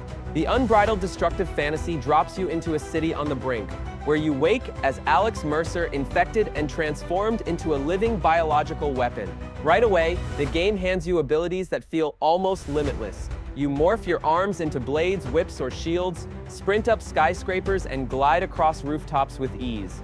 New York City becomes your playground, but it's far from empty. The military constantly hunts you, deploying tanks and helicopters to contain the outbreak, while infected creatures swarm the streets and turn every block into a battlefield. Mercer. Quote, S powers encourage constant experimentation. You can tear through squads of soldiers, send vehicles flying, or leap from building to building with barely a pause. The city responds to your actions, with enemy AI adapting and military units escalating their tactics as you wreak havoc. The consumability stands out, not only letting you regain health but also absorb memories, skills, and even appearances from your targets. This mechanic adds strategy, whether you're disguising yourself to infiltrate bases or piecing together Mercer's mysterious past. Prototype's open-world chaos and sense of raw power remain unmatched, even in 2025. It's a game that lets you push boundaries, and it's a reminder that sometimes the most compelling stories come from those who work in the shadows, using intellect as much as force. Batman Arkham Asylum stands out for how it transforms detective work into the heart of superhero gameplay. Trapped inside the asylum with the Joker setting traps at every turn, you rely on more than just combat and gadgets. The game pushes you to track down Joker's toxin plans by analyzing crime scenes and following trails only visible through detective mode. This visor doesn't just highlight clues, it lets you piece together events, plan silent takedowns, and stay one step ahead of the chaos unfolding around you. The asylum is more than a backdrop. Its maze-like corridors and hidden rooms challenge you to stay alert. You never know when a sudden Joker ambush will turn a quiet hallway into a fight for survival, keeping the tension high and making every advance feel earned. Hundreds of Riddler challenges are scattered throughout, rewarding sharp eyes and encouraging you to explore every shadowy corner. Arkham Asylum's careful blend of methodical investigation, environmental puzzles, and tense stealth moments still feels fresh, even in 2025. The atmosphere is thick with unease, and the sense of being outnumbered but never outsmarted makes every victory satisfying. Not every legendary game is about careful planning, though some are about unleashing raw power and facing opponents on a scale that feels almost mythic. God of War 3 throws you into Kratos' assault on Olympus, where vengeance has been building over 2 entire games and now erupts in a final reckoning. The story's emotional weight comes from years of betrayal and loss, pushing Kratos to take on the gods themselves in a bid for retribution. Every step forward means tearing through a mythic landscape that's constantly shifting and collapsing under the scale of divine conflict. From ripping off Poseidon's head to scaling Gaia as she moves, every encounter feels world-shaking. The boss battles stand out not just for their size, but for how involved you are in dismantling these gods, like the brutal first-person finish against Poseidon, or the relentless arena fight with Hercules. The Blades of Exile and a range of magical weapons keep combat direct and satisfying, with each new ability giving you more ways to break through the gods' defenses. The game's use of camera angles and quick-time events brings these mythological showdowns to life, making you feel the enormity of every fight. Facing Kronos, where the battlefield is the Titan's own body, or watching Olympus fracture beneath your feet, you're always at the center of the spectacle. Even in 2025, God of War 3 stands as a benchmark for epic action and emotional payoff, showing how a game can deliver both scale and story in equal measure. But not every unforgettable game is about brute force or towering enemies. Sometimes it's about the satisfaction of solving a puzzle that seems impossible until you find just the right way to think it through. Portal 2 proves puzzles can headline an epic. Valve takes the foundation of the original and builds it into a series of test chambers that demand both spatial reasoning and quick adaptation. The game introduces new mechanics like excursion funnels and property-altering gels at a steady pace, letting you experiment and learn before layering these elements together for more complex challenges. Each chamber feels like a fresh problem to solve, and the satisfaction comes not just from finding the answer, but from understanding how each tool interacts with the environment. The difficulty curve is carefully tuned. You might start by learning how to redirect a laser with a cube, but before long you're using portals to combine multiple mechanics in ways that force you to rethink your approach. The game rarely spells things out, instead nudging you toward discovery and rewarding creative solutions. And its co-op campaign doubles the challenge, demanding perfect teamwork to solve mirrored chambers that require real communication and coordination. Portal 2's minimalist visuals keep your focus on the puzzles, while the sharp writing from GLaDOS and Wheatley adds personality without distracting from the cerebral gameplay. Even years later, it stands out for how it respects your intelligence and makes each solved puzzle feel earned. Some games challenge your mind, others put you in situations where every move could be a matter of survival. Sleeping Dogs, navigating Hong Kong's undercover peril, puts you in the conflicted shoes of Wei Shen, an undercover cop working his way into the sun on Yi Triad. The game wastes no time showing the strain of living between two worlds. Wei's story is shaped by the constant pressure to balance loyalty to the police with the unforgiving demands of the criminal underworld, and every action you take feeds into this tension. Missions tilt. Wei's skills toward police or triads, forcing hard choices with real consequences. Help the cops too much, and your cover slips, lean into triad life, and your sense of duty erodes. This push and pull isn't just in the story, it's built into every mission, every upgrade, and every relationship. The game's martial arts combat stands out, letting you chain together punches, counters, and brutal environmental takedowns. Ever punch an opponent through a meat hook? Sleeping Dogs lets you do just that, making fights feel immediate and dangerous. Gunfights and car chases add to the intensity, but it's the hand-to-hand brawls that define the experience. Hong Kong itself is a living, detailed backdrop, from crowded markets to hidden alleys, always reminding you of what's at stake. The choices you make ripple through the city, shaping Wei's fate and the story's direction. It's a world where every decision leaves its mark, and the consequences of loyalty and betrayal linger long after the credits roll. Red Dead Redemption transcends Western cliches with John Marston's fight for redemption. Set at a time when the American frontier is vanishing, the game follows Marston, a former outlaw forced by federal agents to hunt down his old gang. His family's safety hangs in the balance, pulling him back into a world he hoped to leave behind. The story's strength lies in Marston's internal struggle. He wants to escape his violent past, but the changing West and his own history won't let him go. The narrative stands out for its complex cast. Each character Marston meets reflects the harsh realities and fading legends of the era, adding weight to his journey. Themes of redemption, the relentless spread of civilization, and the impossibility of outrunning one's past drive every decision he makes. These ideas are never heavy-handed. Instead, they emerge through quiet conversations, tense standoffs, and moments of uneasy peace. The game's most iconic scenes, like crossing into Mexico for the first time as far away plays, stay with you long after. From the deserts of New Austin to West Elizabeth's mountains, emergent events keep each ride unpredictable. Shootouts, duels, and horseback chases all feel grounded in a world that's both beautiful and unforgiving. Red Dead Redemption's story remains powerful in 2025, not just for its scale, but for how it captures the sense of an era slipping away. Some games build their legacy on narrative weight, while others focus on the pure thrill of movement, where mastering your own momentum becomes the ultimate challenge. Mirror's Edge makes running the real reward, turning urban rooftops into a test of skill and nerve. Stepping into the shoes of Faith Connors, you move through a clean, futuristic city where vaulting, wall running, and leaping form a continuous flow of parkour. The focus isn't on fighting. Most encounters push you to keep your speed, using agility to outmaneuver threats rather than confront them head-on. As you push for perfect momentum, you also start to uncover a deeper conspiracy threaded through Faith's world, giving each mission a sense of urgency beyond just reaching the next rooftop. The first-person perspective is central here, putting every jump, slide, and landing right in front of you. Heights feel dizzying, and every successful chain of moves is a small, earned victory. The minimalist art style strips away distractions, using bold color to highlight paths and interactive elements, so your attention stays on the rhythm of movement. Environmental cues subtly guide you, encouraging route planning and quick decision-making as you look for the fastest, safest way forward. Mirror quote, Edge still stands out in 2025 for how it captures the thrill of mastering speed and flow. It's a game about precision and momentum, where each run feels different and every risk is felt in real time. Sometimes, though, the challenge isn't in the route ahead, but in surviving whatever chaos the world throws at you next.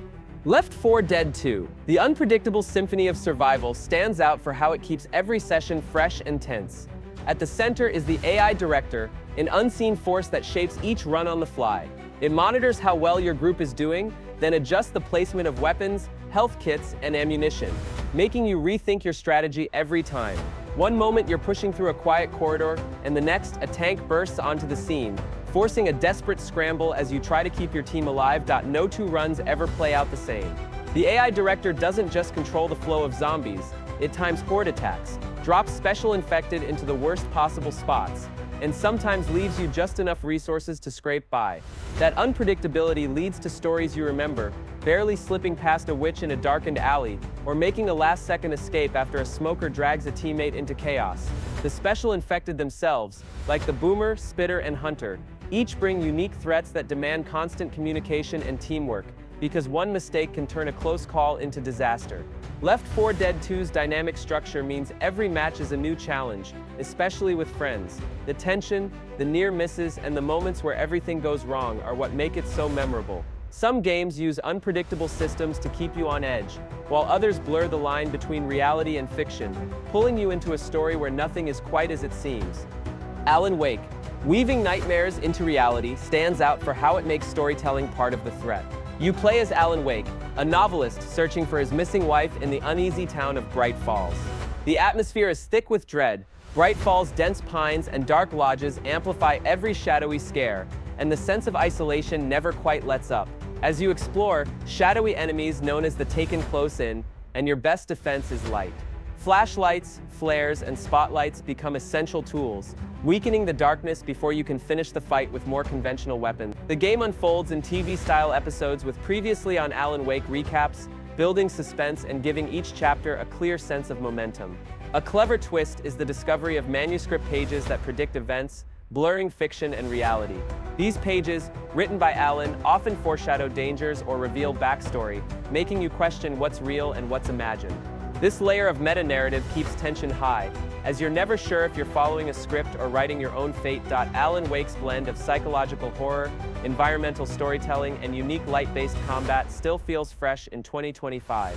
It's a reminder that sometimes the most memorable games are the ones that force you to think carefully about every step, every resource, and every decision, especially when the world around you is full of danger and uncertainty.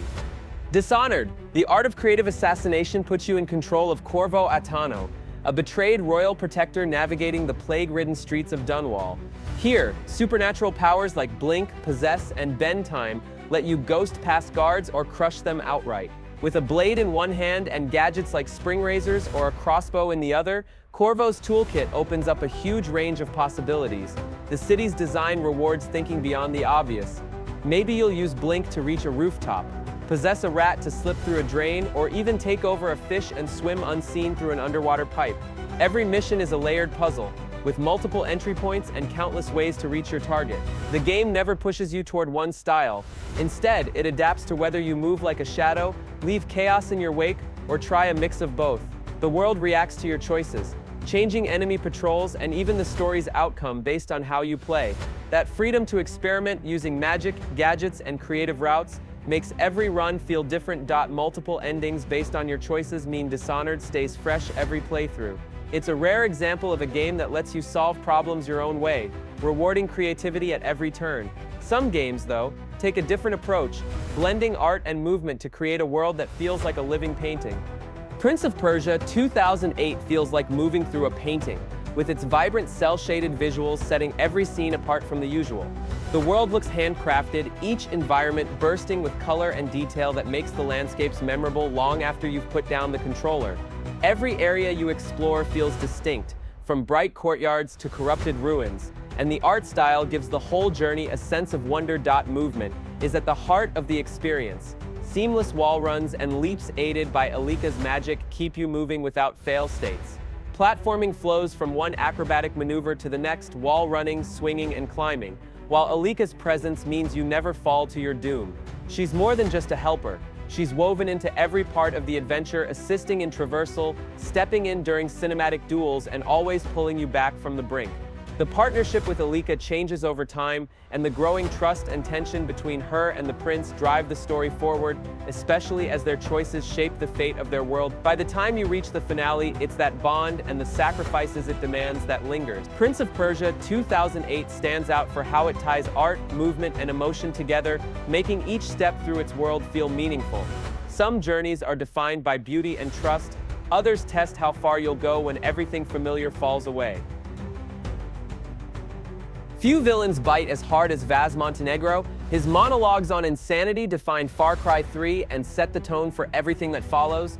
The game throws you into the chaos of the Rook Islands, where Jason Brody, once a stranded tourist, is forced to adapt or die. Vaz isn't just an antagonist, he dominates every scene with unpredictable behavior and a presence that constantly keeps you off balance. His twisted worldview and chilling speeches push Jason into situations that blur the line between survival and savagery, challenging both his sanity and your own comfort with the violence unfolding around you. As Jason's journey progresses, his Rakyat tattoos mark his transformation from outsider to hardened warrior. The island itself becomes a living sandbox, hunt wildlife, craft upgrades, and liberate outposts as pirate factions fight for control. Open-world missions and emergent chaos mean no two play sessions feel the same, and every choice nudges Jason further from who he once was. The thrill of the hunt, the tension of stealth, and the satisfaction of outsmarting enemies all build into a narrative about moral decay and the cost of power. Far Cry 3's blend of a magnetic villain, a story of descent, and dynamic gameplay is why diving back into its unpredictable world is still so rewarding. Some games just don't lose their edge, even years later. So, that's our look at these 15 single-player games. They really show how solid game design and interesting stories don't get old. Which ones are you thinking of playing again, or maybe trying out for the very first time? Let us know your thoughts in the comments. If you liked this look back, please like the video and subscribe for more. Hit notifications so you won't miss the next one. Thanks for watching.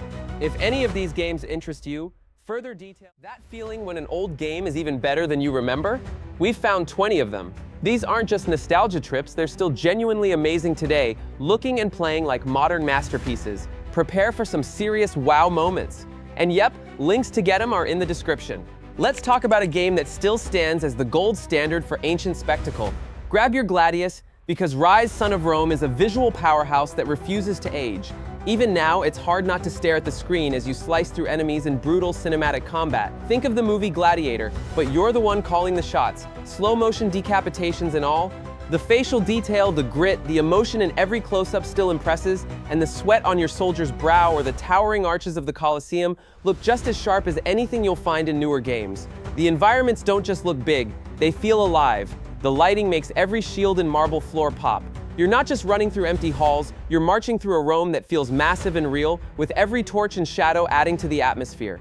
Crytek's engine delivered so much visual fidelity that even years later, the armor, the blood, and the stonework still have that pause and stare factor. Sure, some players found the combat a bit repetitive, but it's hard to argue with the satisfaction of those perfectly timed finishers. The gameplay might not reinvent the wheel, but the spectacle is what keeps you coming back. If you want a game that's all about pure visual impact and weighty, satisfying action, this is it. Check the description for links to forge your own Roman legend. But what if we step away from ancient battlefields and look at a game that lights up the night with superhuman style? Back in 2014, infamous Second Son dropped players into a neon-lit Seattle that still stands out for its visual energy and sense of freedom. The city pulses with color and movement, and everything about it feels interactive, especially when you start tearing up the streets with Delsin Rowe's wild powers. The atmosphere is electric, with every rain-soaked rooftop and glowing sign reflecting the chaos you can unleash. Delsin's ability to absorb new powers, from the slick trails of neon to the smoky bursts, remains a highlight. Each power set doesn't just look cool, it completely changes how you move and fight. The parkour is fast and fluid, letting you climb and dash across the city in ways that still feel fresh. The particle effects and lighting, especially when you launch a neon shockwave across the skyline, make the action pop in a way few games can match even now. The story's familiar, but here the powers steal the show. It's all about the feeling of control and creativity as you leave your mark on Seattle, both literally and figuratively. The game's visuals hold up, especially when the rain starts falling and the city lights blur together. Wait till you see the neon shockwave in action. Grab it via description links and unleash your inner rebel artist. Now, not every game needs superpowers to deliver creative chaos. Sometimes all it takes is a suit, a barcode, and a knack for mischief. The art of the silent or sometimes hilarious kill is alive and well in Hitman Absolution. Even if it stirred up debate among longtime fans, there's no denying how much freedom and creativity it still offers. Agent 47's world is a detailed playground, packed with opportunities for both perfect stealth and total chaos. Each level is dense with possibilities, and the range of disguises leads to moments that are as funny as they are tense. You'll find yourself moving through crowded environments that feel busy and unpredictable, with plenty of ways to blend in or stand out. The game's approach to improvisation is still a highlight. From frying pan to disco ball, your improvised tools still land with comedic impact. And if you think you've seen every trick, try taking out a target with an exploding golf ball. Sometimes the best stories are the ones you invent on the fly. The game rewards experimentation, letting you set up accidents or go in with a plan that falls apart in the best way possible. While the main story sets a gritty tone, the real fun comes from those emergent moments where things spiral out of control or work out better than expected. The lighting, the rain effects, and all those small environmental touches give the game a moody, cinematic look that holds up surprisingly well.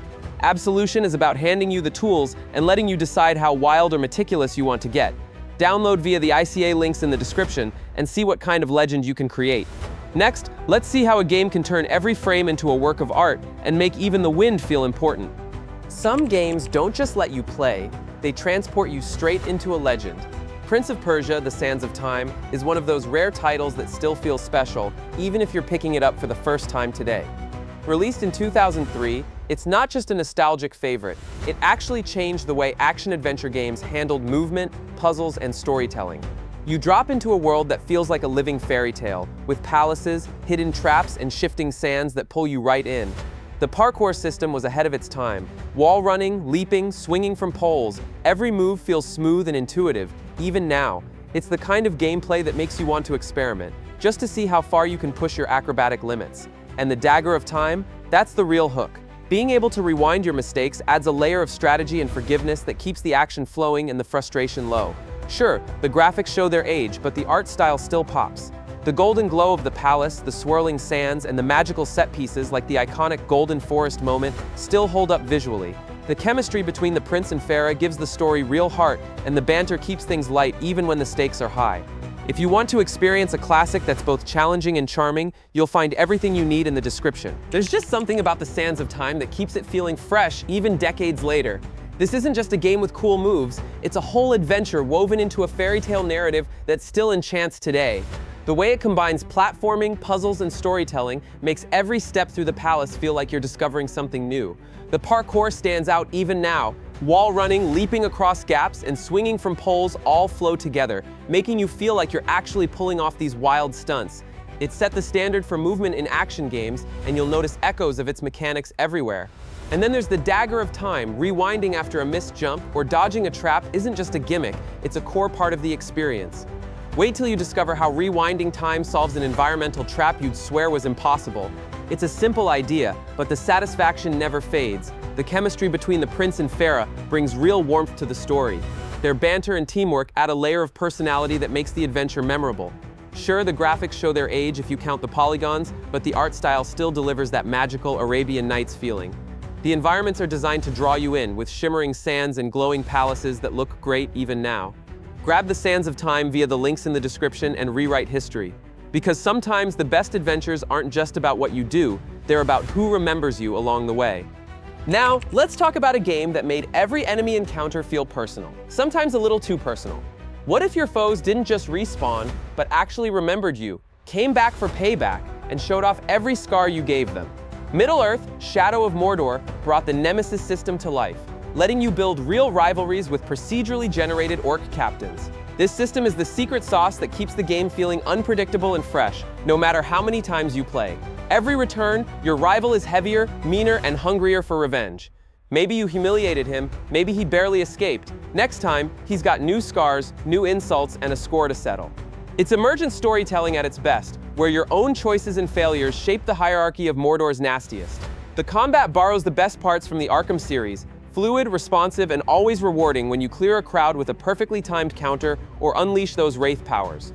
The story follows standard Tolkien beats, but it's the orc rivalries that steal the show. Each playthrough gives you a new web of enemies, each with their own quirks and grudges. The world of Mordor is grim but detailed, and the orc captain's unique armor and battle scars show just how much the game remembers your actions. Forge fresh vendettas in Mordor, links await in the description. And if you think building grudges is satisfying, wait until you experience a game that makes every rooftop and ledge feel like a new challenge. Some games don't just let you run, they challenge you to see the world differently. Mirror's Edge is the one that made everyone think twice about every rooftop, pipe, and ledge. Its clean, minimalist aesthetic, all stark whites and bold colors, still looks fresh and modern. If you fired it up today, you'd barely notice it's from 2008.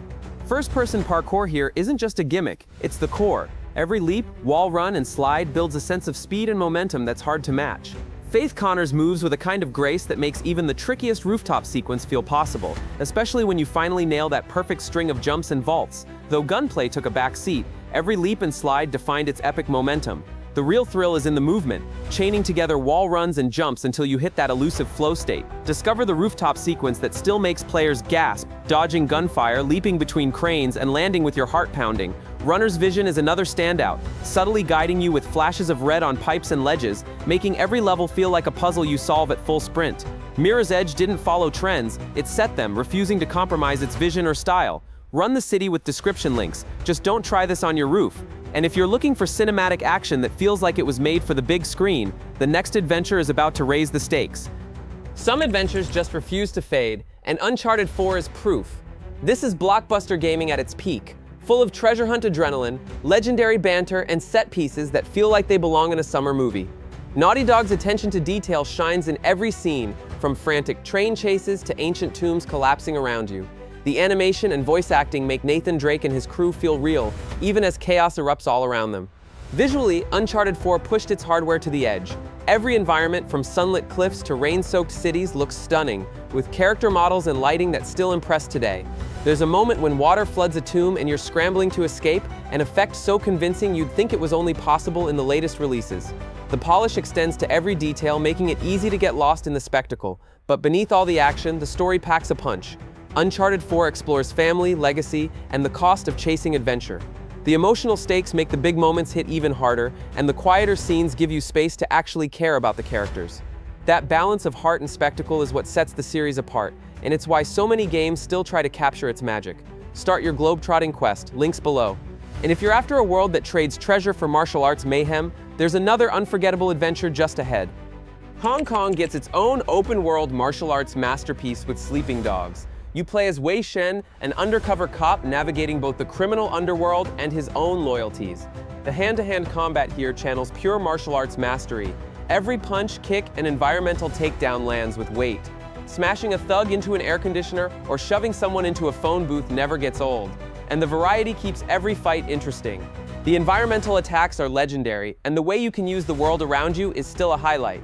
The city itself pulls you in. Rain-slicked streets and neon markets still hum with life, giving Hong Kong a sense of authenticity that's hard to fake. Driving is fast and arcadey, gunplay is there when you need it, but it's the martial arts that make the gameplay sing. Animations are fluid, the impacts are satisfying, and unlocking new moves is always worth it. Underneath the brawls is a gripping undercover story, rich with moral twists, and the cast of characters sticks with you long after the credits roll. Sleeping Dog stands out because it blends a compelling crime drama with that visceral combat and a detailed world that's still fun to explore. Whether you're chasing down a target or just taking in the city lights, it's a game that hasn't lost its punch. Enroll in the triads, find links in the description. Some games push movement to new heights, and the next one is all about turning the city into your own personal playground. Mirror's Edge Catalyst takes everything that made the original stand out and expands it into something bigger and bolder. Faith's journey through the City of Glass isn't just about speed, it's about mastering a world built for movement. The city stretches out in every direction, filled with rooftops, vents, and pipes that invite you to experiment and find your own path. The open world design means there's rarely a single right way to get anywhere. You're constantly looking for shortcuts, chaining wall runs, vaults, and slides into a flow that feels rewarding every time you pull it off. The movement is smoother than ever. You get more tools for parkour, from quick turns to longer jumps, letting you keep your momentum as you navigate the city's sharp angles and sudden drops. There's a sense of rhythm as you time each move, and the best moments come when you barely break stride, skipping across rooftops with nothing but the city's skyline ahead. The environments are clean and futuristic, all glass and steel, with bold splashes of color that help you read the world at a glance. It's a look that feels crisp and modern, even years later. While the story never quite hits the same highs as the movement, it doesn't get in the way of what makes Catalyst special. The real hook is the freedom to explore, to improve, and to see how far you can push your skills. That feeling of flow when you're moving fast, thinking ahead, and pulling off moves you didn't know you could is what keeps Catalyst feeling fresh. And just when you think you've seen every way to move, there's a game that lets you throw out the rulebook on gravity itself. Defying gravity isn't just a mechanic, it's the whole point in Gravity Rush. In this game, falling feels more like flying, and the world bends to your will. Gravity shifting lets you walk on walls, soar over rooftops, and explore cities from every possible angle. That sense of freedom is what makes Gravity Rush and its sequel stand out years later. The cel-shaded art style gives the floating city of Hexaville a look that never ages. All vibrant colors and bold lines like a comic book come to life. You play as Kat, an easy-to-root-for hero with a knack for getting into trouble and an even bigger knack for charming everyone she meets. Her journey is packed with wonder, a little bit of mystery, and a cast of quirky characters who make the world feel alive. The city itself is full of surprises, hidden alleys, floating islands, and all kinds of odd places you only find by messing with gravity. Moving around never gets old, because every shift opens up new ways to explore and new sights to find. Controlling gravity sounds wild, but it quickly becomes second nature. Combat is simple but satisfying, especially when you're dive-kicking enemies from impossible angles. The real magic is the constant sense of discovery, finding new places, mastering the controls, and seeing just how far you can push Kat's powers. No other game really lets you mess with physics like this, and the style is unmatched. If you're after something that feels fresh and different every time you play, Gravity Rush is worth a look. Some games let you defy gravity, others pull you right back down to earth, just when you least expect it. Sometimes, a game drops you in a place so inviting you almost forget there's a nightmare waiting around every corner. Dead Island is that game, a sun-soaked, postcard-perfect island where everything goes wrong fast. Benoit's beaches and resorts look like a dream until you spot the undead stumbling through the surf. That clash between paradise and chaos is still striking, and it's what gives Dead Island its edge even now. The first-person melee combat is what sets this one apart. Every swing with a pipe or a bat feels heavy, and the impact is always brutal. Crafting weapons like a flaming machete or an electrified baseball bat turns every fight into a messy, satisfying experiment. The RPG elements with skill trees and weapon upgrades keep you pushing for that next big unlock, and there's always a new way to bash, slice, or shock your way through the horde. Exploring Benoit never gets dull. You move from luxury hotels to battered shanty towns, each area packed with loot to scavenge and dangers to avoid. Sure, the game's got its quirks. some janky physics, a few rough edges, but the core loop of looting, crafting, and desperate survival is as addictive as ever. What really sticks is how the tropical setting makes the horror feel fresh, mixing sun and sand with pure tension. It's a zombie holiday you won't forget. If you're ready for a vacation with a twist, check the description for your ticket to Banoi. Let's shift gears from tropical chaos to open waters where freedom and danger go hand in hand. Assassin's Creed Black Flag stands as the gold standard for pirate adventures even years after release. This isn't just about sneaking around in a hood. Here, you're handed the wheel of the Jackdaw and set loose across the Caribbean. The open ocean feels alive, with storms rolling in, enemy ships on the horizon, and your crew singing sea shanties as you chart your own course. Upgrading your ship is addictive, and every new cannon or reinforced hull makes you want to pick a fight with the biggest man-o'-war you can find. Boarding enemy vessels is a highlight, swinging across ropes, clashing swords, and watching your crew take over as the music swells. The islands scattered across the map are packed with hidden treasures, secrets, and forts to conquer. You can hop off your ship at full speed, sprint onto a new island, and instantly start exploring. It never feels stale. Edward Kenway is more than just another assassin.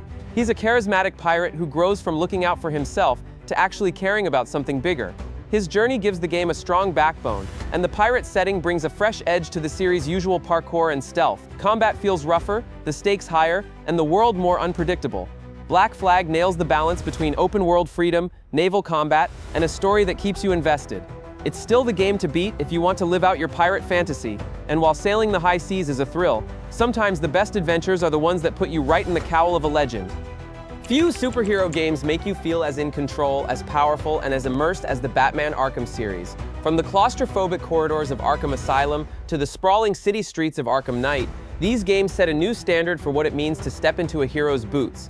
Every detail, from the way Batman moves to the atmosphere of Gotham, is crafted to pull you into his world. The free-flow combat system is at the heart of it all. It's not just button mashing. You're reading your enemies, timing counters, and unleashing gadgets in a rhythm that feels natural and satisfying. Clearing a room of thugs with flawless combos never gets old, and the system rewards you for staying sharp and creative. Stealth sections let you stalk from the shadows, picking off enemies one by one, while gliding over Gotham gives you a sense of freedom that's hard to beat. There's detective work too, scanning crime scenes, piecing together clues, and using every tool in Batman's arsenal to outsmart his foes. The Rogues Gallery is a highlight. Every villain, from Joker to Scarecrow, is given real presence thanks to sharp writing and top-tier voice acting. Boss fights are memorable, and the visuals, especially in Arkham Knight, create a Gotham that's dark, rain-soaked, and alive with detail. The series nails the Gothic vibe, making every alleyway and rooftop feel iconic. What makes the Arkham games endure is how they blend combat, stealth, story, and exploration into one seamless experience. They're the blueprint for superhero games, and even now, few titles come close. But for all the power and control you feel here, there are games that turn the tables where you're not the hunter, but the one being hunted. Sometimes a flashlight and a little hope are all you have between you and the things lurking in the dark. Alan Wake is one of those rare games that takes psychological horror and wraps it in a tense, action-packed package. It's not just about monsters jumping out at you, it's about the creeping dread that builds as you walk through the foggy forests and empty streets of Bright Falls. The atmosphere is heavy, with every shadow and patch of darkness feeling like it could hide something awful. The game's core mechanic, using light to burn away the darkness, protecting the taken before you can finish them off, still feels clever and tense, especially when your batteries are running low and enemies close in. Bright Falls itself is a character, full of flickering streetlights, abandoned cabins, and that eerie Pacific Northwest vibe. The episodic format, complete with previously on recaps, gives the game a TV thriller feel, and the story keeps you guessing. Alan's struggle with what's real and what's fiction adds another layer of uncertainty, making every encounter more unsettling. You're never sure what's coming next, and the game uses that uncertainty to keep you on edge. Alan Wake stands out because it commits to its style and mechanics. The light-based combat, the moody setting, and the way it blends action with psychological horror all help it hold up. If you want a game that gets under your skin and sticks with you, look no further. Of course, not every classic horror game is about darkness. Sometimes, it's all about color, energy, and swinging between worlds in a way you never saw coming. Sometimes a game throws you a curveball and gives you not just one, but 4 different Spider-Men to play as, each with a unique art style and gameplay twist. Years before the Spider-Verse movies hit mainstream, Spider-Man's shattered dimensions let you jump between realities and experience the web-slinger in ways that still feel fresh. It's a focused, dimension-hopping adventure that packs a ton of variety and visual flair into every level. You've got the wisecracking, amazing Spider-Man, bright and classic. Ultimate Spider-Man brings in the symbiote suit for heavier, more aggressive combat. Spider-Man Noir goes all in on stealth with shadowy black and white levels that make every takedown feel tense. Then there's Spider-Man 2099, who speeds through neon-soaked skyscrapers and high-speed free falls. Each universe looks and plays differently, and the art direction sells the feeling that you're flipping through 4 distinct comic books. Combat isn't just button mashing, it's tailored to each Spider-Man's strengths. Noir sneaks and strikes from the shadows, 2099 dashes through futuristic mayhem, and Amazing and Ultimate both bring their own style to classic brawls. The villain lineup is solid too. Familiar faces with new dimensional twists keep things interesting. Voice acting pulls from animated Spidey shows, adding an extra layer of nostalgia for longtime fans. The game trades open-world sprawl for tight, memorable levels that never overstay their welcome. Shattered Dimensions stands out because it celebrates Spider-Man's legacy with creativity and respect for the source material. If you want to see how different powers and personalities can change the way you approach every challenge, this one's worth a look. There's something special about being handed a set of tools and seeing just how far you can push them. Some games take the idea of stealth and freedom and just run with it, giving you a city full of targets and a set of powers that let you decide exactly how things play out. Dishonored is a standout when it comes to supernatural stealth and player agency. You're dropped into Dunwall, a plague-ridden industrial city with a distinct painterly look, and given the choice to be as subtle or as chaotic as you want. Whether you prefer slipping past guards unseen or causing a scene with every power at your disposal, the game never boxes you in. The powers are what set Dishonored apart. Blink, the short-range teleport, changes the way you see every space, making rooftops and windows just as accessible as front doors. Possession lets you slip into the bodies of rats or people to bypass obstacles, while Bend Time and Devouring Swarm open up even more creative options. The best moments come when you start combining these abilities to solve problems in ways you didn't expect. Dunwall style, grimy, soaked in whale oil, and full of odd characters, sticks with you long after you finish. Levels are packed with alternate routes, secrets, and opportunities for both lethal and non-lethal play. The chaos system means every choice has a consequence, with the world reacting to your actions. The revenge-driven story is straightforward, but the world building and lore are dense, making Dunwall feel alive and worth exploring. Dishonored's real strength is how it hands you tools and trusts you to find your own path, making every playthrough feel different and rewarding. Not every city is built on grime and shadows, though. Sometimes you step into a place that's bright, beautiful, and hiding some very strange secrets. Some games hit you with a world so striking, you stop just to take it in. BioShock Infinite drops you straight into Columbia, a city floating in the clouds and wrapped in a strange sense of pride and promise. At first, everything shines. Streets lined with banners, sunlight pouring through the clouds, and a sense that anything could happen. But underneath that perfect surface, things get weird fast. The city's beauty hides a mess of secrets and darkness, and it doesn't take long before you're tangled up in it all. The story is a ride. You're Booker, pulled into a rescue mission that turns into a mind-bending journey through alternate realities, loaded with big questions and moments that stick with you. Elizabeth isn't just along for the ride. She's essential, both in combat and in how the story unfolds. She'll toss you ammo, open portals to new cover or weapons, and her presence makes every moment feel more real. The skylines let you zip around in combat, mixing up gunfights and vigors in a way that keeps everything moving and unpredictable. The action is sharp, but it's the story and the world that stay with you. Columbia's look is unforgettable, bright, bold, and just a bit unsettling. The art direction nails that early 20th century American vibe, but with enough twists to make you question what you're seeing. BioShock Infinite stands out for its ambition, its willingness to throw big ideas at you, and the way it leaves you thinking long after the credits roll. Of course, sometimes it's not the city or the spectacle that gets you, it's the people, and what they'll do to survive when there's nothing left. When it comes to survival horror that actually makes you feel something, The Last of Us, especially Part 1, is in a league of its own. This isn't just about fighting off infected or scavenging for supplies, it's about the raw emotional journey of Joel and Ellie as they cross a broken America. The writing and performances dig deep, showing what people are willing to do and lose when the world falls apart. Every step forward is heavy, every moment of hope is fragile, and the game never lets you forget what's at stake. Gameplay keeps you on edge. Resources are scarce, and every bullet, every scrap of cloth feels valuable. Encounters are tense, whether you're creeping past clickers or facing desperate survivors. Crafting isn't just a menu, it's a lifeline. And the difference between making it through a fight or not, what really sets the game apart is how much you care about the characters. Their pain, their small victories, and even the quiet moments like sharing a joke or finding a piece of the old world hit harder than most blockbuster cutscenes. Visually, especially in the Part 1 remake, it still looks incredible. Overgrown cities, abandoned homes, and subtle character animations all build a world that feels lived in and real. The Last of Us set a new standard for what games can do with story and emotion, showing that interactive stories can leave a mark long after you put down the controller. Of course, sometimes you swap the ruined city for a world that's just as wild, but with a whole different kind of lawlessness. Red Dead Redemption proves that a game set in the fading days of the Wild West can still deliver one of the most immersive open worlds out there. Both the original and its sequel give you a massive, detailed version of the American frontier that's easy to get lost in even now. The landscapes stretch for miles, with every sunset, mountain ridge, and dusty trail adding to the sense of place. You're not just passing through, you're living in a world that reacts to you, whether you're riding into a storm, hunting wildlife, or just listening to your horse's hooves on the dirt. John Marston's story stands out for its depth and impact. He's a former outlaw trying to make things right, and the journey is full of unforgettable characters and moments that hit hard. The game captures the feeling of an era on the brink of change, and you see it everywhere, from the crumbling old towns to the new technology creeping in. Everything feels alive. Weather patterns roll in, animals roam the plains, and towns buzz with activity. Random encounters can lead you anywhere, and the world always has something new to show you. Gunfights feel weighty and satisfying, especially with the Deadeye system letting you slow time for those perfect shots. Riding across the open landscape never gets old, thanks to the attention to detail in everything from clothing and weapons to the smallest environmental touches. Red Dead Redemption's legacy is in how it builds a Western world that feels real and invites you to stay as long as you want. Some games just never lose their shine no matter how many years pass. And there you have it, 20 games that aren't just old, they're absolute gold. They really prove that amazing design, genuinely captivating gameplay, and true artistic vision can totally defy the years, still feeling brand new and exciting right now. If any of these timeless classics caught your eye, or you're ready for a nostalgia trip that truly holds up, remember to check the description below. We've put all the links and important info there so you can get your hands on them.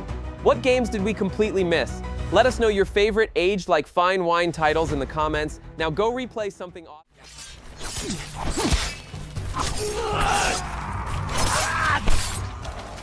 I discovered 28 games so perfect, they should come with a productivity warning label. You'll fall in love with a time loop that rewires your brain and somehow become emotionally attached to your horse in ways that defy explanation. I picked these because they stick with you mechanically or emotionally, and I'll tell you exactly why fast. Each one earned a perfect score through different paths, some through revolutionary gameplay mechanics, others through storytelling that haunts you for months. 28 games that deserve a perfect score and will wreck your backlog. But first, let me show you what happens when a game hands you the most unconventional weapon imaginable. A Plague Tale Requiem hands you millions of plague rats and says good luck. You point at enemies and watch as a living carpet of disease transforms them into skeletons in seconds. It's deeply unsettling and absolutely brilliant. Amisha returns older and angrier in a world where hope dies faster than her enemies. The Black Death spreads like wildfire while supernatural forces hunt her little brother Hugo. Every step forward feels like 3 steps toward inevitable tragedy, but here's where Requiem becomes truly ruthless. The stealth mechanics punish hesitation and reward surgical precision in ways that make your palms sweat. Guards patrol with relentless awareness. One wrong move and you're scrambling to survive encounters that demand perfect timing. The original innocence was haunting. Requiem amplifies that emotional weight until it becomes physically uncomfortable to watch. You see a scared girl transform into someone who weaponizes suffering without flinching. It earns a perfect score by making every stealth kill feel like the only choice left. When survival depends on embracing horror, even fairy tales need weapons. Let's go! Whoa! Careful! That gate looks stuck! Speaking of reimagined stories, someone pitched what if Pinocchio had a great sword and anger management issues, and somehow it worked. Lies of P transforms Carlo Collodi's wooden boy into a weapon-wielding automaton, navigating a city where puppets have gone violently insane. The lying mechanic becomes your moral compass. Every conversation offers chances to tell the truth or fabricate stories. These choices carry weight that affects how other characters perceive and interact with you throughout your journey. But the combat system steals the show. The parrying and timing demand intense focus that makes every encounter feel brutally precise. You can dismantle weapons and rebuild them into custom configurations. Boss fights demand pattern recognition that borders on muscle memory meditation. The Belle Époque setting drips with mechanical horror. Steam-powered monstrosities patrol cobblestone streets while puppet citizens perform their programmed routines until they malfunction into murderous automatons. This fairy tale reimagining perfected the Souls formula by making every moral choice as punishing as every sword swing. But what happens when a god of war tries to become something gentler?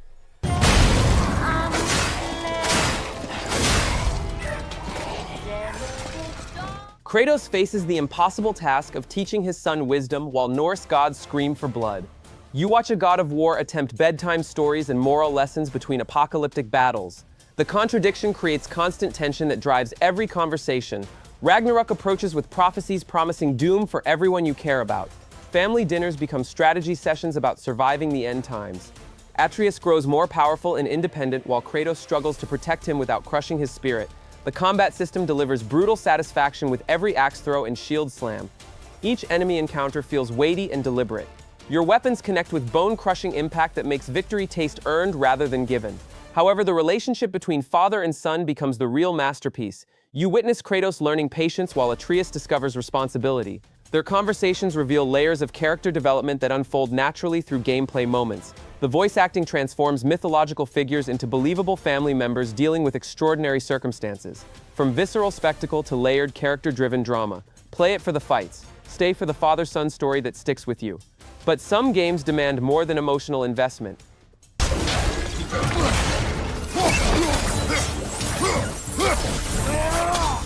From software mixed open-world curiosity and punishing difficulty to create an obsession you won't put down. You tell yourself you'll explore for 30 minutes and suddenly the sun rises outside your window. George R.R. Martin helped craft the world's mythology and lore. His influence shows in the complex family histories and political intrigue that unfolds through item descriptions and environmental storytelling. Ancient wars echo through every castle ruin and cryptic dialogue. You can ride your horse in any direction and find meaningful content. Hidden bosses lurk in forgotten catacombs. Secret areas reward curiosity with powerful weapons and devastating spells. Every hill promises discovery that actually delivers. But the game maintains From Software's signature brutality. Boss fights still demand pattern memorization and precise timing. Death remains your teacher through hundreds of painful lessons. However, spirit summons and cooperative multiplayer make victories more achievable. You can call for help without sacrificing the core challenge. This open-world experiment achieved gaming perfection by proving freedom and difficulty create the perfect addiction recipe. Speaking of addiction, some games hook you through moral complexity rather than mechanical mastery.